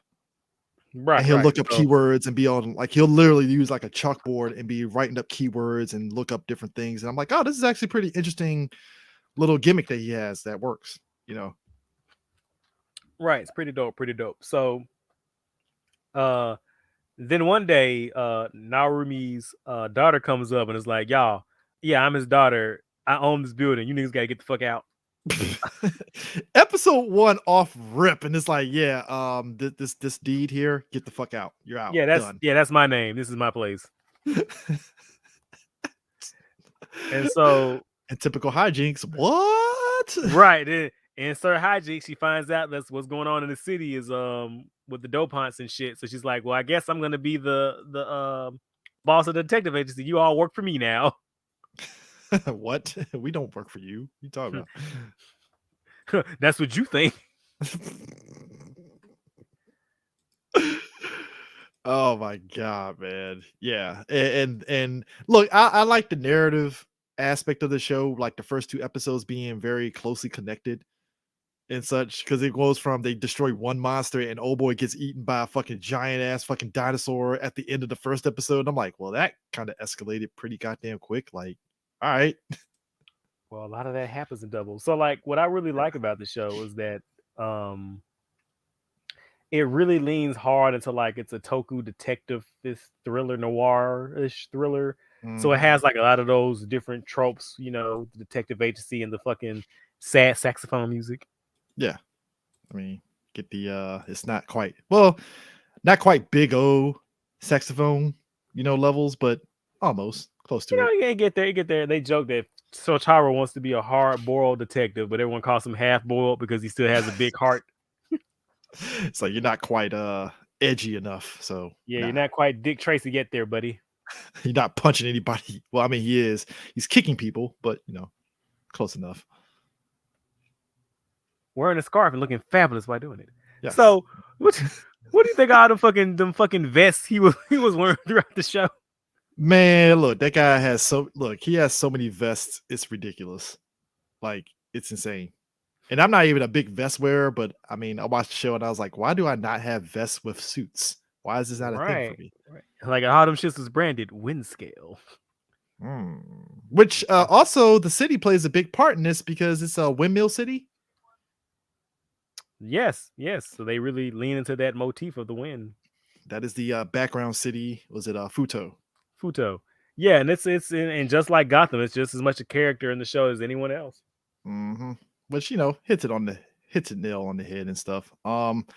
I like that the bad guys this season, as you pointed out, they want to take over the world. The Sonozaki family. Very good antagonist. I kind of lean into the human, villains, the human looking villains more so than anything else. Not to say the monster suit villains aren't good. They are good, but I kind of like that. I like the aristocratic nature of the family. I was just about to say that's one thing I really enjoyed about it. That aristocracy. I can't speak. I can't talk. That aristocratic nature that I definitely dig that shit. And also what I really liked about Double is that the villains were doing shit like independent of the hero. Like a lot of the things that being one of them. Yeah. Right. Like a lot of the things the villains were doing, it wasn't like reacting or like trying to antagonize the hero. Like, no, they would be having their own shit going on, and they'll have like, they're gonna do this that's like didn't have to necessarily involve Double at all. So like they were characters in and of themselves. Like they all had their own individual goals. Like Pseudo being one of them because he's like the first kind of like big antagonist and stuff. And he's Psycho's husband, and she's the one that ends up killing him because she has her own plans. I just want to say, yeah, Psycho, Tara, one of my favorite characters because like she has resentment for Wakana, her younger sister, because the father made her step up to be like his right hand woman, the heir apparent, essentially. Well, no, she wasn't heir apparent. She was just clearing the way for the real heir apparent because he wanted Wakana to take over and be the lead. So like she had this resentment because Wakana got to be a child and she didn't. She had to grow up real quick, and she became kind of a ruthless bitch. Those kind of stories, you know what? It's I'm not gonna say it's an old trope, but we've seen this kind of story in this kind of like subplot in stories before, and I do kind of enjoy those kind of things because you can get some very good dynamics out of it. And I think for the most part, Double did. I mean, also, interfamily dynamics is always fun to watch. So yeah, especially with that kind of level of resentment. And I mean, it's still a kids show, so it might not have done a lot of things that you would expect from like if this was an HBO Max original. But they still did some really interesting things, especially with again that type of family dynamic. Yeah.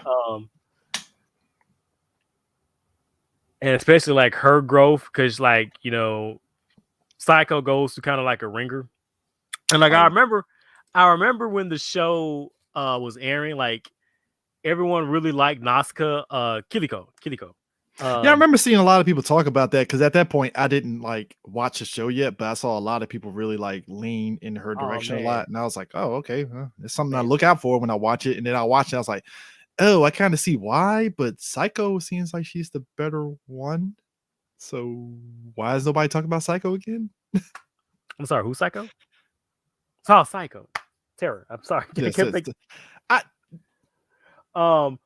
yeah, I'm talking about Nazca, like Kiliko. People like really liked Nazca. Oh, okay. And like there are a lot of people like when he got murked, like motherfuckers was mad as hell because they wanted him to become a Kamen Rider. So like, bad. It was like I mean his doping form is almost Kamen Rider-esque anyway. I mean he had the scarf. I mean, come on. Dude, that scarf was popping. I mean he was fine and shit. And so like I remember watching the Copium. Cause like he died and like motherfuckers like, well, he's gonna come back any day now. Nah, nigga nope. That nigga did. That nigga's not coming back. I mean, he did make an appearance in a movie, and then that was it. So Right. He did have that one episode with his sister trying to get revenge. Then after that, done. Nah. Nah, Motherfuckers be man. like, and what did y'all want? Did y'all want Cyclone Nazca? Like, what the fuck? Can't have what you want, folks. It's not in the Nah, sorry. cards. He got that Bureau treatment. That was like, oh, this dude is popular. Get him out of here. Get him out of here. Kill him Get right that now. bum out of here. It's like kill his ass out of here. Done. Then I also remember like a lot of people really I don't want to say simping for Psycho, but like she had her fan base. And like, watching the shit she went through, like you would almost feel bad for her till you remember she's an unrepentant bitch.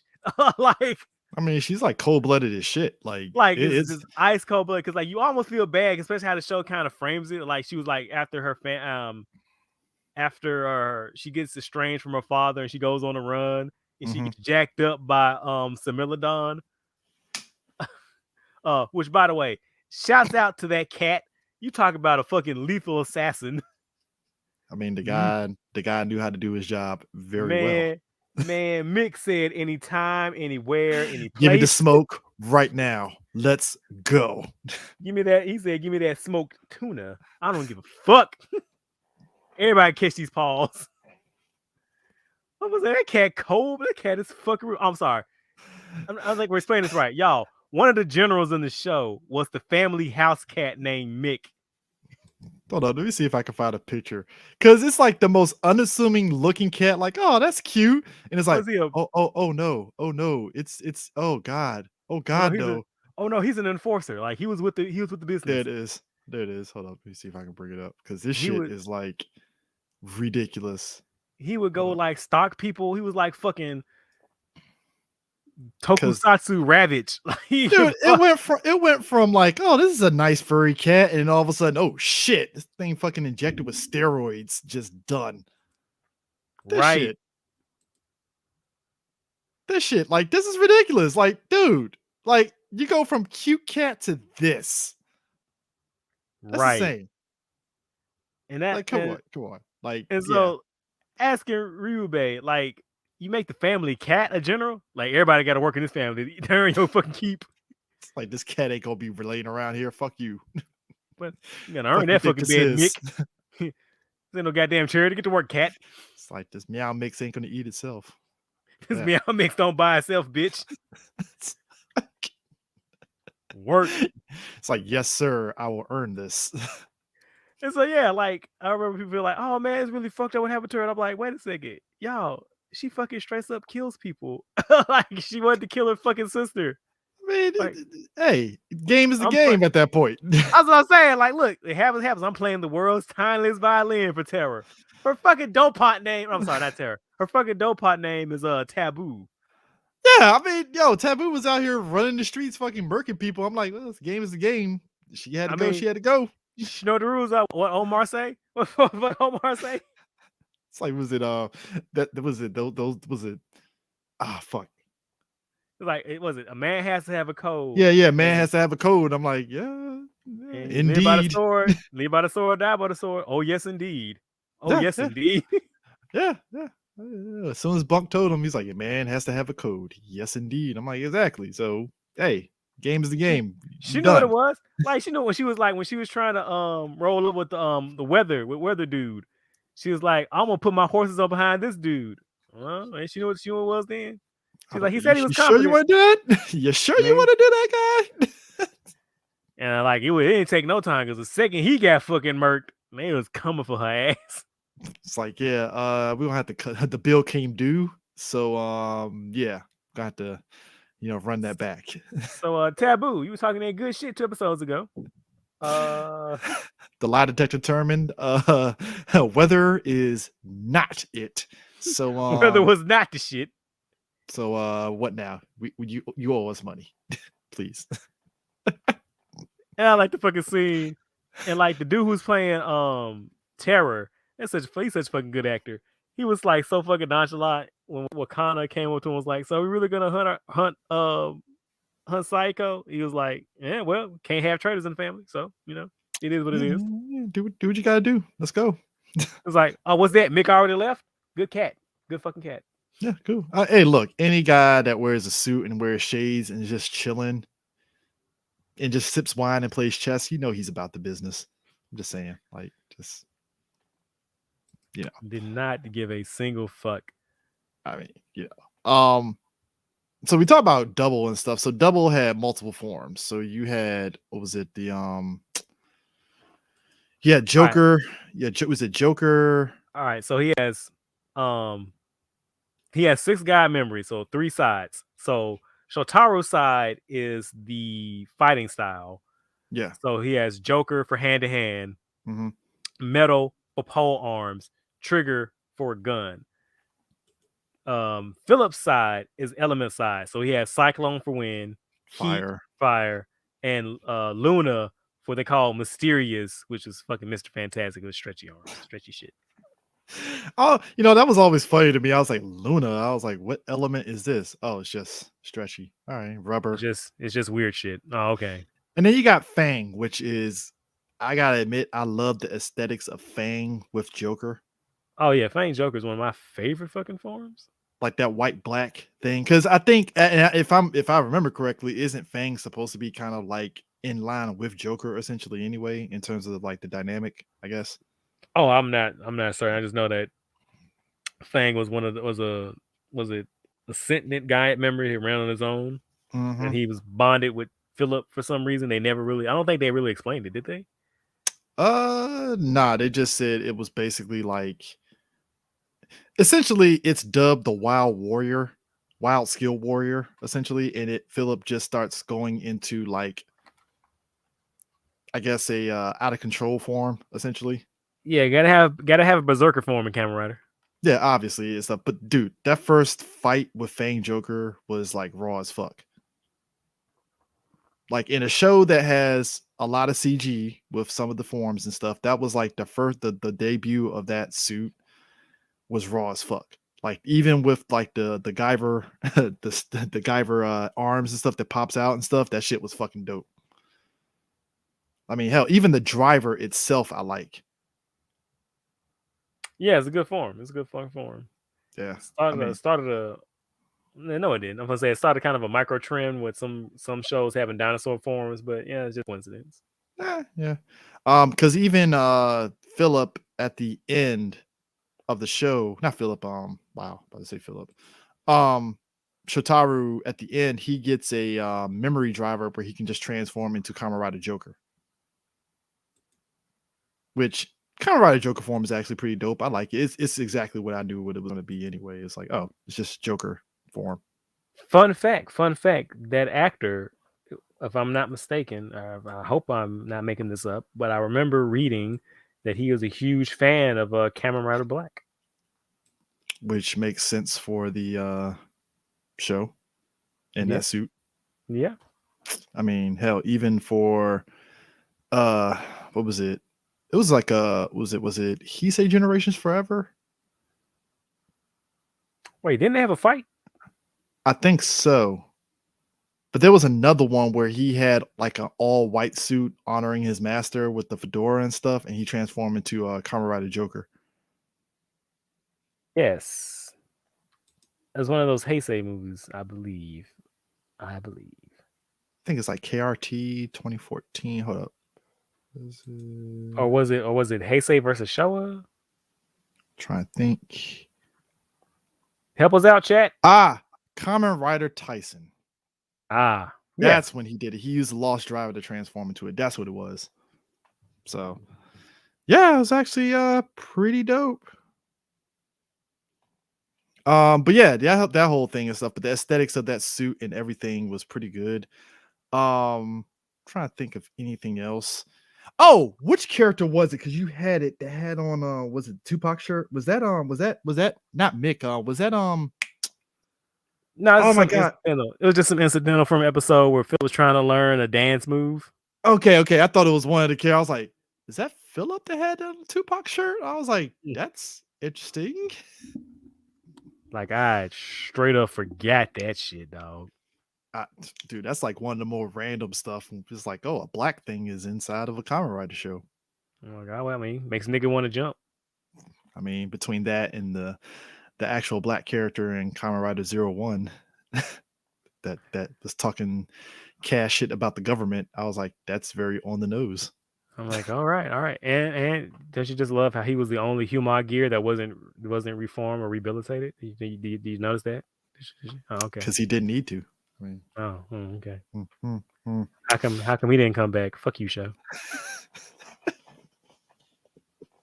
Kamen Rider 01 doesn't care about black people. And then S Prime looks at me and is like, fuck, you messing up the money, CJ. You messing up the money.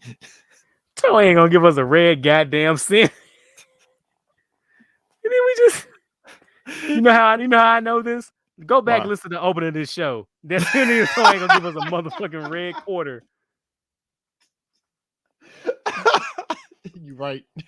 Listen to the news section and go, these gentlemen sure sound sponsor friendly.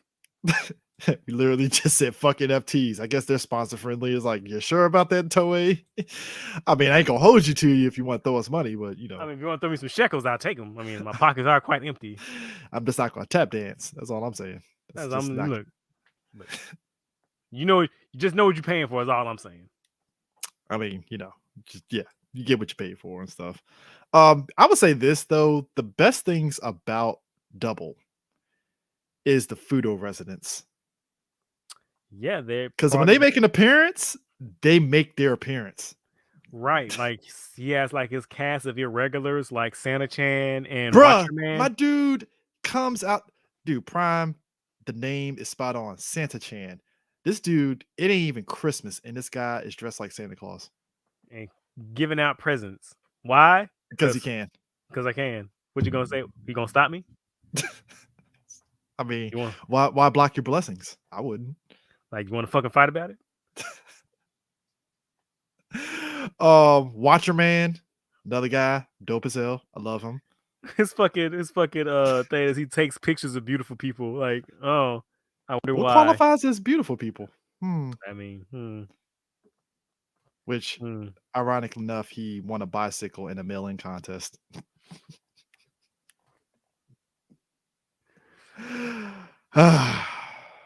Man, like I said, I think because they're not regular, it's like as the name implies, they are irregulars, but they feel like such regular parts of the show because of how spread out they get used and stuff. I mean, even Queen and Elizabeth are great.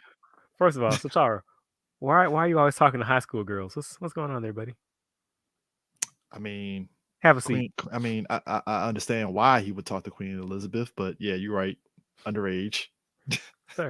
Sir, please have a seat. But they are Japanese idols, Prime. I'm just saying, I understand.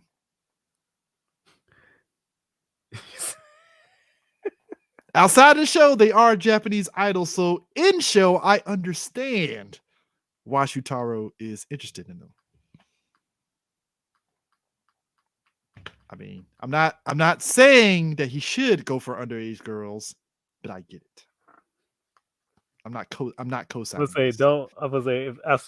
the next words out of your mouth are with the legal age in Japan, I'm like, well, you know what, folks? Good night. Good night, folks. That's Kamen Rider Double. Y'all be safe now.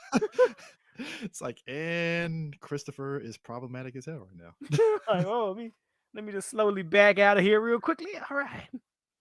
And then we got Usamu, who like just loves flicking people like he's the parent to a child, flicking people in the fucking face and shit. For no goddamn reason. And don't forget his two friends in the police department. Was it Mikio and Shun? Yeah, I was say Jin and some member. Well, I mean, every Kamen Rider always has a police person that's involved in some way, shape, or form. And I love the backstory with him and Shun, where his like he was a delinquent, and whenever he would chase him, he'll point and go, "Look, there's a UFO." He'll like stop. Where? And he's gone. And he's like, "Oh, he's just really trustworthy guy." He's like, he's not easy to be fooled. He's the best at it. I mean, you know what? But I like it because they're not like bumbling cops. They clearly are good at what they do to a degree and stuff. So it's like, all right, I'm fine with it. You know, they could have made them bumbling cops, but they're not. You know, but yeah, sometimes he throws Shotaro some bones.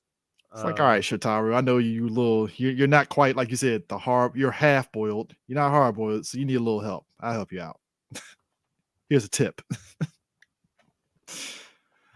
Oh my god, man. Like just all that stuff. But all right, so maybe you're right, Prime, about Shroud.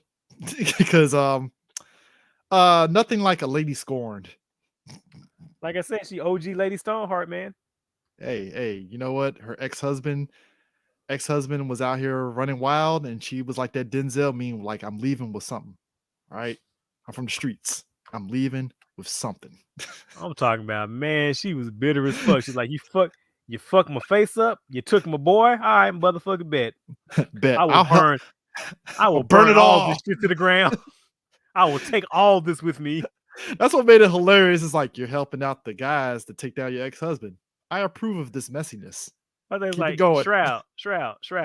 But you left your daughters though. Fuck them. Fucking girls.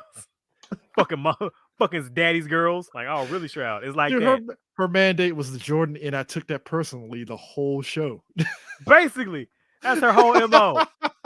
Basically, I need that Photoshop immediately. Shroud's head. And so I took that personally. I know I was late to the party, but when she was helping out Excel and that 10 seconds thing came and she was like, yeah, go ahead and give it to him. I'm like, wow, you really want this guy to fucking die. Like, damn. All right. Like as she told Akiko, she was like, oh, I'm just bored with this motherfucker now. At this point, I mean, I was going to give it to him like 8 seconds, an hour ago, but I just like seeing him make the jumps and go through the chorus multiple times. So, you know. And then it turns out like she was the reason Axel's family died because she was such in the campaign to get revenge on her ex-husband. She gave the weather memory to Dr. Schmir. Yeah. What's his name? Wow. The weather dopant doctor. She gave the memory to him, thinking that, oh, he'll get the power to take down my husband and he'll be my project. Oh, and he's turned to a sociopath. Oh, well, that's cool. I totally didn't see that coming. I'm like, that's why you vouch for these people before you give them the fucking powers. That's why you vet before you give people transformation it's like you devices. Vet. Did you do a background check on him, Shroud? Did you check him out though? Most government agencies do better jobs of background checks than Shroud did. Shroud was just like vibes. That's it. Bro. And his fucking origin was like he saw terror terrorizing people and was like, how'd you do that? He's like, go away. He's like, I want to do that. And then Shroud shows up. Sure. Hey, can you kill my ex-husband? What you got? Is that a memory? I'll take it. Now let me go experiment on myself. Dog, that's like, dude, that would be like if Doctor Strange just out the blue, instead of like what happened in Infinity War, he just said, oh, Thanos, seems like you're a nice guy. You know, maybe I'll give you the time stone. You might do some good with this. That's basically what fucking happened. And what I fucking love about Word the Dopant as a fucking character, as a concept, is that his whole thing is literally like a personification is, if you go for the king, don't miss. And he fucking missed. It's fucking great. Well, you know what? I take that back. We don't know if he would have succeeded because he got fucking axed up the ass. So we don't know how that would have played out. XL came in there hot and hard, just like, and it's like, oh damn. He came in, my name is XL. You killed my family, prepare to die. Oh man. That just, you know what? This is probably why I like Double, is just all the pettiness. Like I said, Shroud and her pettiness is what kind of like really got me into it. Just her. It's just like, we've seen this in other shows where you get somebody that's like not quite the bad guy, but they are the bad guy, but they decide for petty reasons to help the good guys if it's going to help their goals and stuff. So it's like, I appreciate Shroud's pettiness, even though it was like, yeah, you kind of started this, so you're kind of sort of cleaning up your own mess in a way. Right. And, you know, she felt some repentance there at the end. Well, I mean, don't they all? I mean, you know, when the time comes, you have to. Yeah, I mean, obviously, you know, so, yeah. I'm sorry, this is why, you know what, folks, this is why you should watch it. Just the saga of Shroud just low-key helping out Double and Excel is just interesting. Just right. And then the moment where Shotaro she thought wasn't useful anymore, she was like, "Drop that nigga." She's like, Kill him right now, please. Team up with Tiryu, become Cyclone Axel Extreme. Yeah, it's like, yeah, I gave it to him. It's cool. He got it. She's like, yeah, that nigga's worthless. Get rid of that bum. You know what? You know what it reminded me of, Prime? It was like when Palpatine told Anakin to kill fucking old boy at the beginning of yeah, kill him right now. Kill him right now. And it's like, really? You see fucking Dooku's face like, hold on, wait a minute. Whoa, sir. Boss. I did all this for you. Do it. Dog, what would have happened if Anakin didn't do it? It's like, is Dooku snitching off rip or what? I don't know, man. Dooku doesn't strike me as a snitch. Dry snitch, maybe. I don't know about outright snitch. I feel he dry snitch. He ain't gonna say names, but he's like, yeah, somebody, wink, wink, is duping you guys. I don't know who. I'm just saying, wink, wink. Might wanna look for some chess sets around the chancellor's office there, buddy. Fucking Palpatine has the Arthur fist like, this son of a bitch. Here's the sick part, Prime. The Jedi still don't take the hit. Stupid. That's one thing that always fucking bothered me about the prequels. Like, so the fucking Sith Lord is up in that fucking Senate building, Sith lording it up. Cause look. Yoda didn't know? Really? Look, we've seen Creamy Sheev. We've seen him. Yeah. You think this motherfucker was keeping that power level anywhere in check when he's in his room by himself? Do you really think he wasn't just letting that shit hang out? Come on, dog. How is it that base guy Filoni actually made Ahsoka the only one that was like, yeah, I don't really like Dooku. Just saying, something's up with him. I don't know. Something about Creamy Sheev makes my skin crawl. Ahsoka's like, I'm glad I'm out the Jedi. I hope you die. And it's like, oh shit, not like that. Not like this. No. No, not like that. Bro, nobody felt anything. Like, you mean, dude, you even yo, here's why. This is why I love that Maul knew what was up and didn't say shit. He's like, oh god, it's starting already? Fuck. Like, well, why you look so tense, Maul? Well, shit's about to get real. Shit's about to get real, guys. I don't know what to tell you, man. That's why I love. He told all the underlords, yeah, some shit's about to go down. Y'all might want to lay low for about maybe 2 months. Just chill for a minute. Don't do anything crazy. But and then come back up. I sell drugs to the community. Prime, I swear to God, I was waiting for one of them to say something like that. But Darth Maul, I sell spice to the community. Be that as it may. As then you know, the street's about to get real hot right now. Palpatine and a Darth Vader might come kill you if you don't shut the fuck up and chill for a couple of days. So it will behoove you to just chill. FYI.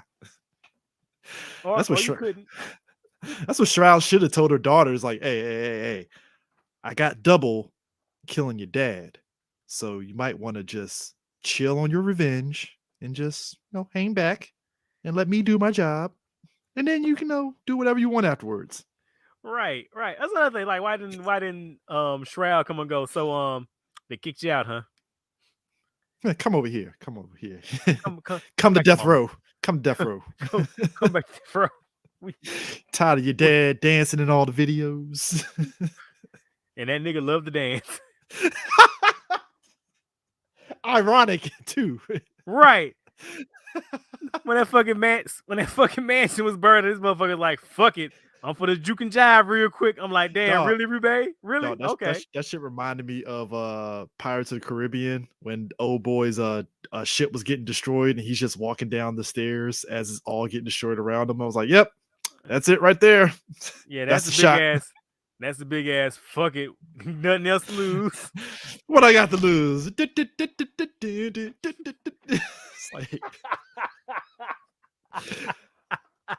like, are we going to Six Flags right now? I guess. He's just dancing. I mean, he's good. I mean, after the kick he got to the chest, I understand, but still. Reminded me of that Robot Chicken sketch where the dude was dancing to the Six Flags theme at a funeral. And they brought the corpse with them. It's like, sir, your mansion is on fire. Why are you dancing? I don't got nothing to lose, man. I gotta go ahead and just beat my feet. Might as well. Gotta go. Step in the name of love, baby. Step in the name of love, baby. It's like corpse and stuff.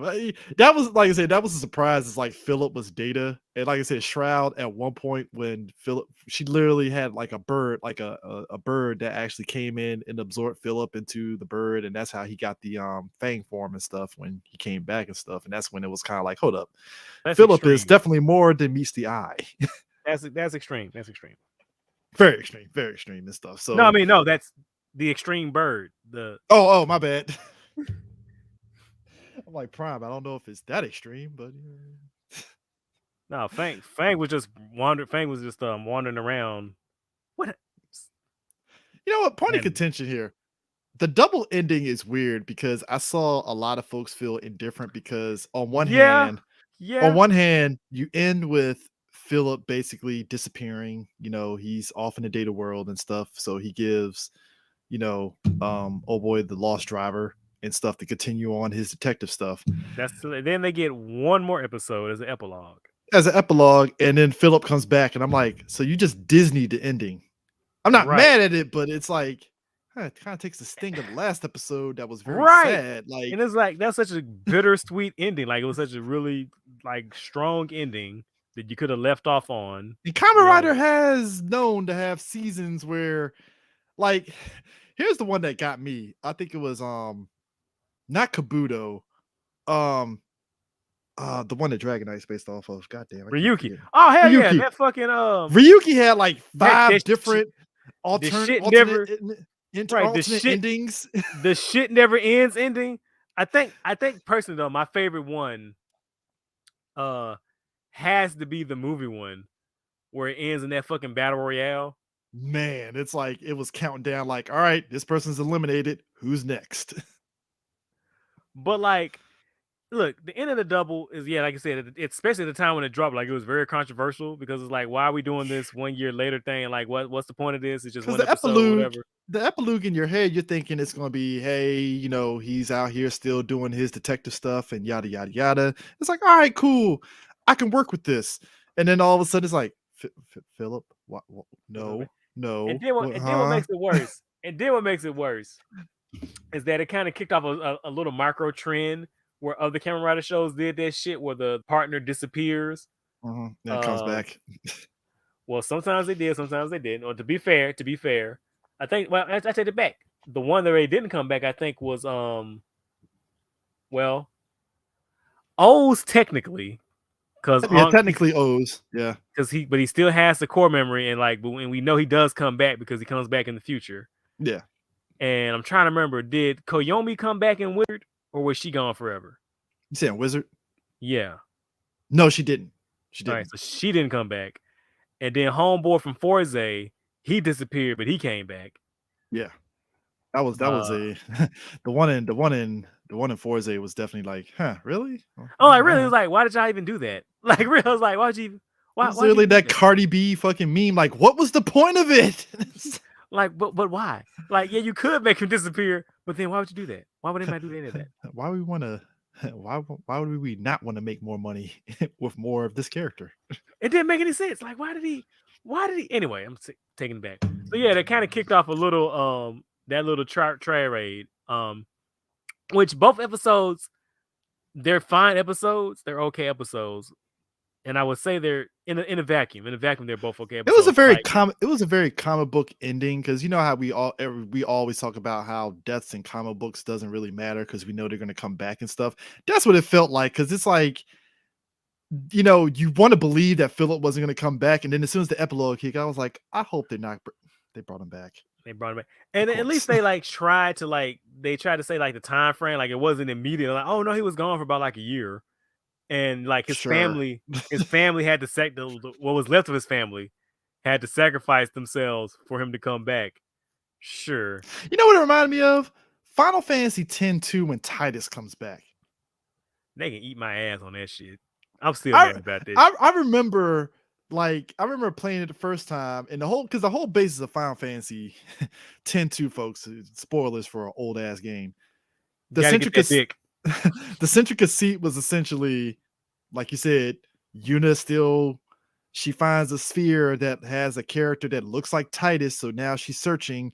Come to find out, it's the person that Titus based his look off of, the Faith based his look off of, was a person that got gunned down by was it Bavel and stuff. And then the ending of the movie, after Yuna, apparently the Faith disappeared after they beat Vecnagun. The secret ending was the ending from Final Fantasy X. Titus swims up, boom, he's back at Besaid, and then Yuna jumps in. I'm like, wait a minute. What was the explanation for this? Am I being punked here? What's up? Look, I'm so mad. Like, I'm not mad at it, but it's like, I'm fucking bad. Very I'm Disney fucking bad. ending here. We went Disney because ending, the ending of Final Fantasy X is fucking perfect. That's a fucking perfect ending. It's depressing to me a little bit, but it's like, all right, I'm cool with it. There's nothing wrong with bittersweet. Now such a perfect. Yeah, it's bittersweet. It's like they defeated Sin permanently, right? But the other side of it is like, it's sad when Jack dies, when we find out he's actually dead the whole time, but it hurts even more when you see Yuna disappear through Titus, and it's like, oh God, oh damn. Such a fucking good ending. Such fucking good ending. And then 10-2 is like, nah, bro. Disney ending. Disney ending. The quest for dick. If you get the 99.9% ending, boom, you get the good ending. And then if you get the excellent, perfect ending, then all of a sudden the game literally they yada the ending where Titus is like, well, I guess the Faith willed me back. I'm like, all right, fuck you. No, you can't just explain that shit. Like the will of the Faith. Like, nah, that's not how this works. Sure, game. Sure. Hold up. This is actually a good one because has any of the Kamen Riders ever pulled up in a satin jacket? Ghost, yeah. Wizard. Yeah, Ghost, Wizard. Is that it? Well, there's probably some villain writers I'm not thinking of. I mean, if you count the other dude opposite of Ghost. Oh, Spectre and Necron. The Spectre and Necron. You count them. Yeah, probably them. Well, actually, yeah, all the Ghost Riders, they were in jackets. Yeah, they are. That was the gimmick of Ghost. It's like, oh, they putting on different jackets. All right, cool. Yeah. So, yeah. Like I said on Twitter, if we ever do another adaptation and they do Ghost or Drive, and Ghost and Drive aren't black, that's racist. No, I will not elaborate. First off, sir, they do Kamen Rider Drive. I need Vin Diesel to come in there for reasons. He can be the Tachibana of the show. Family. Rider family. I swear to God, man. Yo, Vin Diesel, he's all in the Street Sharks. I need somebody to put it in his head. Hey, Vin, have you ever heard of a Kamen Rider Drive? Huh, what's that? Cars? Well. Call my agent right away. Please. Oh, actually, no. He has his own production studio, so he might be able to make that happen. Oh, he might be able to, maybe. Let me break kayfabe for a second and say, please don't. let me stop the joke right now. You don't want the main Kamen Rider Drive to be based off a Dodge Charger? We've gone too far. We are hitting that point of no return. Every Toku person is like immediately angry that we put that shit out there, and somehow Vin Diesel happens to trip across this episode. It's like, hell, what's this Kamen Rider Drive they speak of? Oh, first of all, to find us, he has to be like, what the fuck is Kamen Rider? Then I think Vin Diesel knows about Kamen Rider, but probably just the basic Kamen Rider. Fucking far. Well, you know, James Gunn had to show him this shit. Like, hey, Vin, come here real quick. Check this shit out. Cough this shit. And then he jumps in the air and goes, toe.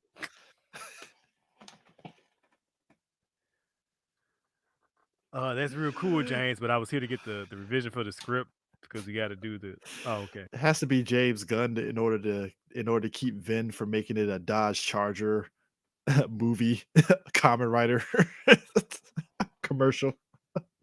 Could you fucking imagine, man? You know what? No, I'm stopping right now. I said I'll stop. No. I rebuke this evil, sir. I rebuke it. Come on, sir. You know how 3BG rolls. You know the vibes. We always come up with wild ass ideas that are funny, and then we're like, oh God, what were we thinking? It's already enough. Dog. I am so fucking mad that fucking Cobra Kai season 4 opened with Terry Silver telling Kreese, dog, I did coke in the 80s and thought I was on top of the world. I was like, I got terrorized the high school student. bruh, I swear to God, folks, you can listen back to it. We joked about that shit in our Karate Kid 3 episode, and I'm laughing that that was real. I was like, somebody listened to that episode that wrote Cobra Kai season 4. I swear to God, somebody did. There ain't no fucking way you come up with that goddamn joke. Dog. Dog, when he said I was high on coke and terrorized teenagers, I'm like, everything about Karate Kid 3 makes perfect sense now. Completely recontextualized that movie. Only a person on drugs would sit there and do crazy ass shit like that. That's a coke fueled idea. All right, I'm gonna have Daniel's son work under me and break him down. That's cokehead fucking logic right there. It was the 80s. Everybody was on cocaine. Man. Look, there's gonna be a whole bunch of people in Hollywood. And knock on wood, I'm surprised Hollywood has not decided to Americanize Ultraman and fucking Kamen Rider. Well, hold on. You see the fucking the head of Subaraya was like, we've had offers. We told him to get fucked. Oh, damn. damn. You didn't see the article? Oh no, I did not. I gotta see the link. He was talking about how Ultraman stays relevant in the global market because they're expanding, hashtag the Ultraman agenda. Yeah. And he said, like, yeah, we try to keep it as authentically Japanese as possible, and we have a little more control over who we license the brand out to. Okay. And he said, like, that's how we're going to succeed, by keeping our unique voice and our unique identity. I'm paraphrasing.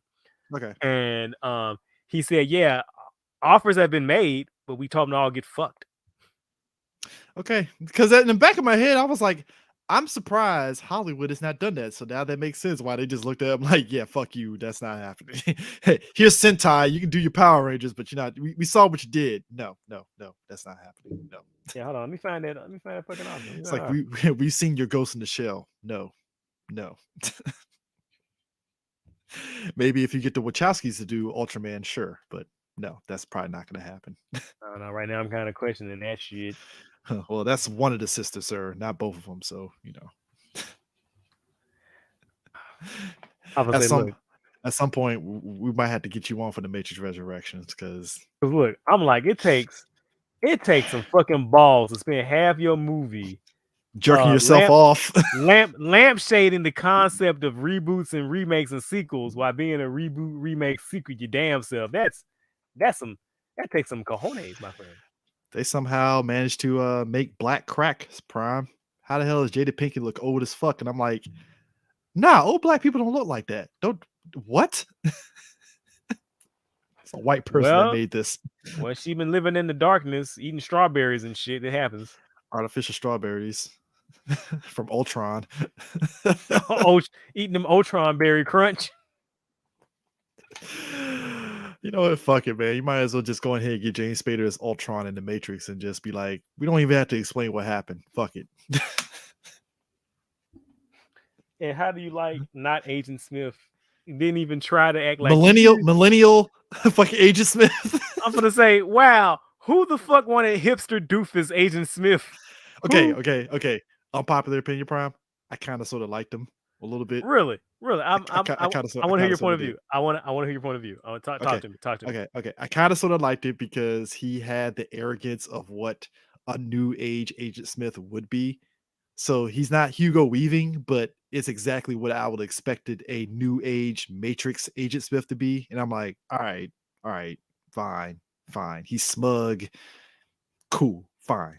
All right. I didn't hate it, but cool. He ain't Hugo Weaving, and I think that's the only downside to him. That's a high bar. I see it now. So Yahoo News. How did I miss this? That's insane. Yeah. Wow. That's yeah, he was like, they asked, you told him to kick rocks. Kick rocks. It's not happening. Nope. They're like, well, we saw what happened to Sentai. Mm. We we also saw what happened to Ultraman Great and Ultraman Powered. Hold up, this is 12/27/2021. So we also saw update. We also saw what happened to Cowboy Bebop. Nah, bruh. Nah. that's a hell no, dog. This is after Christmas, so already this is like 2 weeks after Cowboy Bebop. Nah, bruh. Nah. Sorry. But That's not CJ, happening. you don't want Tom to be Ultraman? No, I don't. You don't want Tom Holland and Shin Hayata? You don't want that? Here's the sick part, Prime. Tom Holland would actually probably be pretty fine with the material that he's given. It'd just be the writing that'll do him in more than See, anything. I don't trust these niggas. I don't It's trust them. like I'm looking at the Uncharted trailer. Tom is fine as Nathan, but it's just the writing isn't doing him any favors in the trailer that's making him believe me that he's Nathan Drake. That's the downside to it. It's like Holland is great as an actor. It's just you're not giving him any good material that he can work with and try to elevate it a little bit, and stuff. And that's the nature of it and stuff. It's it's like the 2017 Power Rangers movie where, like you mentioned, it's like the material is good. It's just the other part of it where you didn't want to be Power Rangers. Basically, that's It 100% showed what's wrong with that itself. movie. It showed itself That movie was before you finally said, all right, guys, here's them in the suits. Fine, throw them a bone. And it's like that movie was so ashamed to be in a Power Ranger movie. It was so ashamed of what it good was. character building, but also throw in some suit action, and it would have been perfect right there. Boom. Just like, do something. It's like, We're don't. this close to greatness. This close. You Like, had it there. You had it there. You gave us, gay Trini. That was great. The way they did it without outright saying she was gay. So it was up to the audience interpretation, which I think was great. Which, Cool. I feel bad for Zach because I was like, man, he was crushing so hard. Oh man, I'm so sorry. I mean, look, it's Becky G. I be crushing hard. I don't All right, care. I am crushing hard. Like, damn, can she be bisexual for my dude? Damn. When she popped up on Empire, I was like, oh shit, Becky G. Haven't seen you in a minute. Let's go. I was like, hey, and she's a decent singer too. So I was like, oh, you got me. You got me. Oh, you know what? I am 100% for your 10 years later idea. I will be so just give me MMPR, the movie, not 10 years later, but just give me the group on what they're doing after Life After Rita. just an OVA. Nothing. If we're following the same movie, nothing but sitting around in Krispy Kreme. But you know what? I am happy that everybody in that cast is thriving after that movie, so that's great. I'm happy for them. They're all got good acting gigs and consistent and stuff, so it's great. Love it. So, but yeah, Kamen Rider Double. Like I said, I love the show. I liked everything that was. Like I said, even I think when we talked about Decade and we talked about that movie and stuff, I liked how Decade literally split Philip and him apart to where it was Joker and wow. Cyclone. Cyclone. I was like, that Cyclone looks pretty dope. I wish we got more of that. Well, if this anime that's coming out that's based on that manga, they're doing an anime. Oh, you didn't know? Yeah, they're doing a double anime based off a manga called Futo Detectives. Is it after the show? Like takes place after the show? Yeah, it's after though. Yeah, it's a little bit after. So we'll see what happens. So I'm just saying, maybe release date for that or summer 2022. It's a lot of Toku stuff coming out this summer. It is. It's Toku. It's hot Toku summer. If we have to end the show like this, you and a lot of other people have been talking heavily about this thick boy Kamen Rider. Is it the Kamen Rider manga? Yes, it is. So they finally released that's a thick boy. They finally released the physical version of the original Shotaro Ishinomori Kamen Rider manga. Please buy it. I need to get that. Is it still available? It should be. Yes, it's on Amazon. I pre-ordered mine on Amazon at the little pre-order discount they do sometimes. Okay. I'm reading it because I had already read it years ago because they released it a digital like Yeah. years ago on Comixology. So Well, I'm going, Kamizology was doing the Lord's work then. yeah. So I'm going back and rereading it now, and just having a fucking blast. Like, oh, so fun, so good, So great. just much amazing, such wow. Yeah. Yeah. Yeah. But yeah, folks, definitely check out Kamen Rider Double. This was phenomenal. Rewatching it. That's why I like doing the show. It's like you watch shows that you hadn't seen in a while, or you might passing glancing. So it's like, this has been great. And oh Yeah, yeah, I isn't gotta it say, isn't the 10 year for this show coming out? I Two think or it something like is. that? Maybe Yeah, I that's think it why is they're coming also out doing this year. maybe that's why they're also doing the anime. Yeah, yeah. So That'll make perfect sense. timing. Perfect timing Yeah, for all this. yeah, and just revisiting it, like I forget how fucking dope, how fucking hype the Weather Dopant arc was. That they came in strong with that off rip. Right. And then like all the shit he did, especially with the crazy ass doctor, like the reveal, like it wasn't off the cup. Like when they reveal who he was, it was like, wait a second, that's just some random ass incidental character from like an episode, 2 episodes back. Like, what the fuck? Yeah. Um, It's like, hold the and phone. right, and then like all the fights he had were fucking dope. The one in the warehouse and they did the twin maximum on his ass. I mean, like, I know a lot of look. There's debates online about the CGI of First of all, Toku shows and I was say, stuff, and I'm like, first of all, why is it even a debate? We all know what we're here for. We all know these motherfuckers don't got no damn money. We all know the CGI is look, when garbage. I saw Power Rangers Wild Force, and I think wow, that series in Japan, Gao Power Ranger, Ranger. that was the first one that started using CGI, right? Well, CGI primarily for the mech. Like they Yeah, did for the like mech. little, they did like little things here and there, Yeah. like some of that crazy shit they did in Mega Ranger with the Nejiro effects. Mhm. Like the one I'm thinking about is when that statue twisted itself and exploded during the Neji Ranger first Yeah. episode. Yeah. But like full blown, like the mech thing in Gao Ranger was like the first. 'Cause I remember watching Wild Force and I was like, is that a C? Oh, they went full CGI. All right, this is interesting. And I mean, look, your miles are going to vary obviously with Sentai Kamen Rider stuff with CGI. So it's just you just It's make the like best of this. it. Look. I'm sorry. I've been in the game a long time, CJ. That is not a hill worth dying on. Like they don't have any money. They don't have any fucking time to do this Dog, shit. I watched This is, Foz. Foz has some janky CGI, but you know what? Fuck bro. it. You roll with it. You Let it roll with it. roll. It is Let it it is roll. what it is. It is what it is. Cause like they don't have the time. They don't have the money to do the rendering and shit. Cause these episodes got to be out on a motherfucking schedule. So Oh, that yeah. shit, it This is is what it is. this is like if CW had to do a Kamen Rider show, winging a prayer. And so, like, look, somebody came to me one time, was like, you make fun of CGI, but you don't really say much about Toku CGI. And I'll tell you why.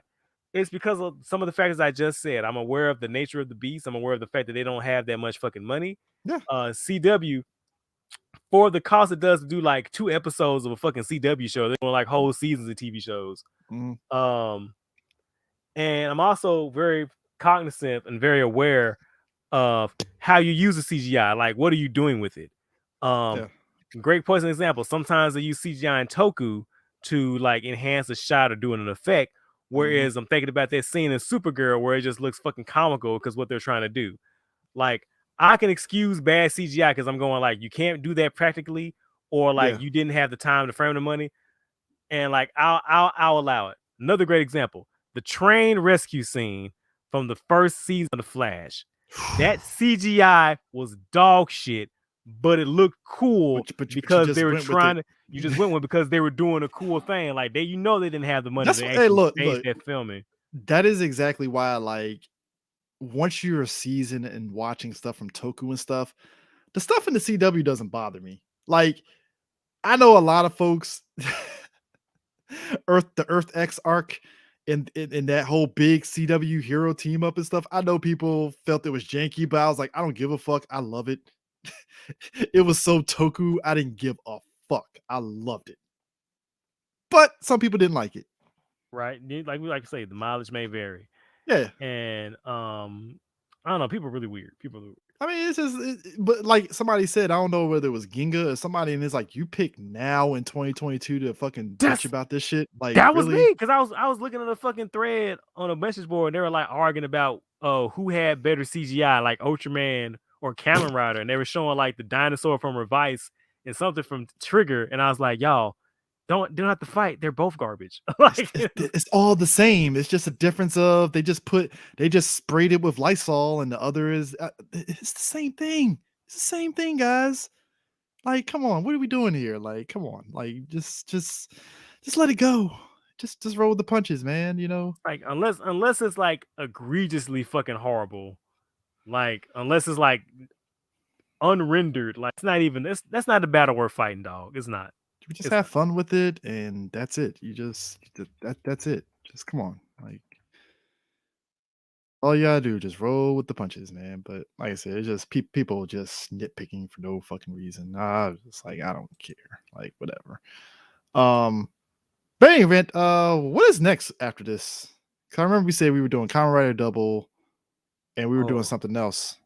oh, hold on. I had a list. I thought I texted you the list. Oh no. Hold up. I think I can bring it up. 'Cause I think I might have it. Oh, I fucking Uh, forgot. Have we done Dyna Xenon yet? no, hold up, because I think we had the list so we could remember. Hold up. Do, do, do, do, do, do, do, do, do, do, do, do. Let me go up. I had it. Do, do, do. Nope. There it is. Double. We did a comment. Yep. Dynamite. Donna Xenon. All right, let's go. Yeah, My Donna shit. Xenon. Donna Xenon, then Ultraman Dyna. So boom, there you go. So Donna Xenon, then Ultraman Dyna. So Donna That's Xenon right. is up next on It'll the be our dockets. our Dyna duology. Yeah. Aren't they doing another one? Yes, they are. They're doing a movie, Gridman versus Dyna Xenon. That's gonna be So great. so this is my question. This is my question.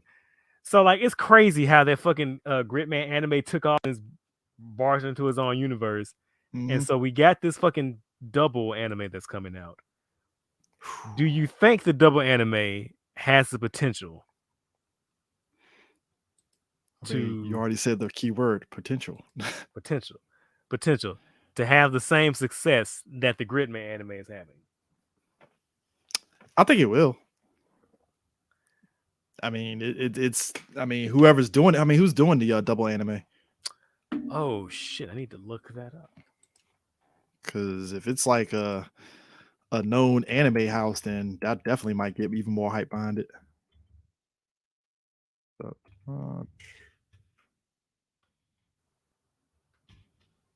Let's see. Who is doing Crunchyroll. The anime, the turn.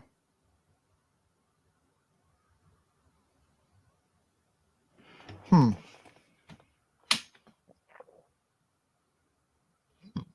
Hmm. Are they? It's Fudo Pie, right? Mm-hmm. Uh. They're not saying who. Mm, is it Funimation? Well, I know it's gonna be on the Funimation app. Desu. Studio Kai. Ah. Studio Kai. Studio Kai sounds familiar. Oh, okay. So they did Prince of Tennis. Okay. Okay, yeah, that could work. Yeah, they did that. Yeah, that's pretty good. Yeah, so I'm gonna start reading the manga soon. I read the first chapter and thought it was interesting. So we'll see what happens. Yeah, we'll definitely see what happens and stuff. But yeah, hell of a way to kick off 2022 with some Kamen Rider doubles. So yeah, man. We'll see you guys next time for Donna Xenon. And hopefully we can probably fit another commentary for season 2 of MMPR. Because we're finally hitting the Lord Zed, the mutiny. Right when he comes in and regulates before he turns into he went home to be a family man. essentially. Fucking Fun times. But anyways, folks, we will catch you later. Peace out. Auf Wiedersehen, dudes.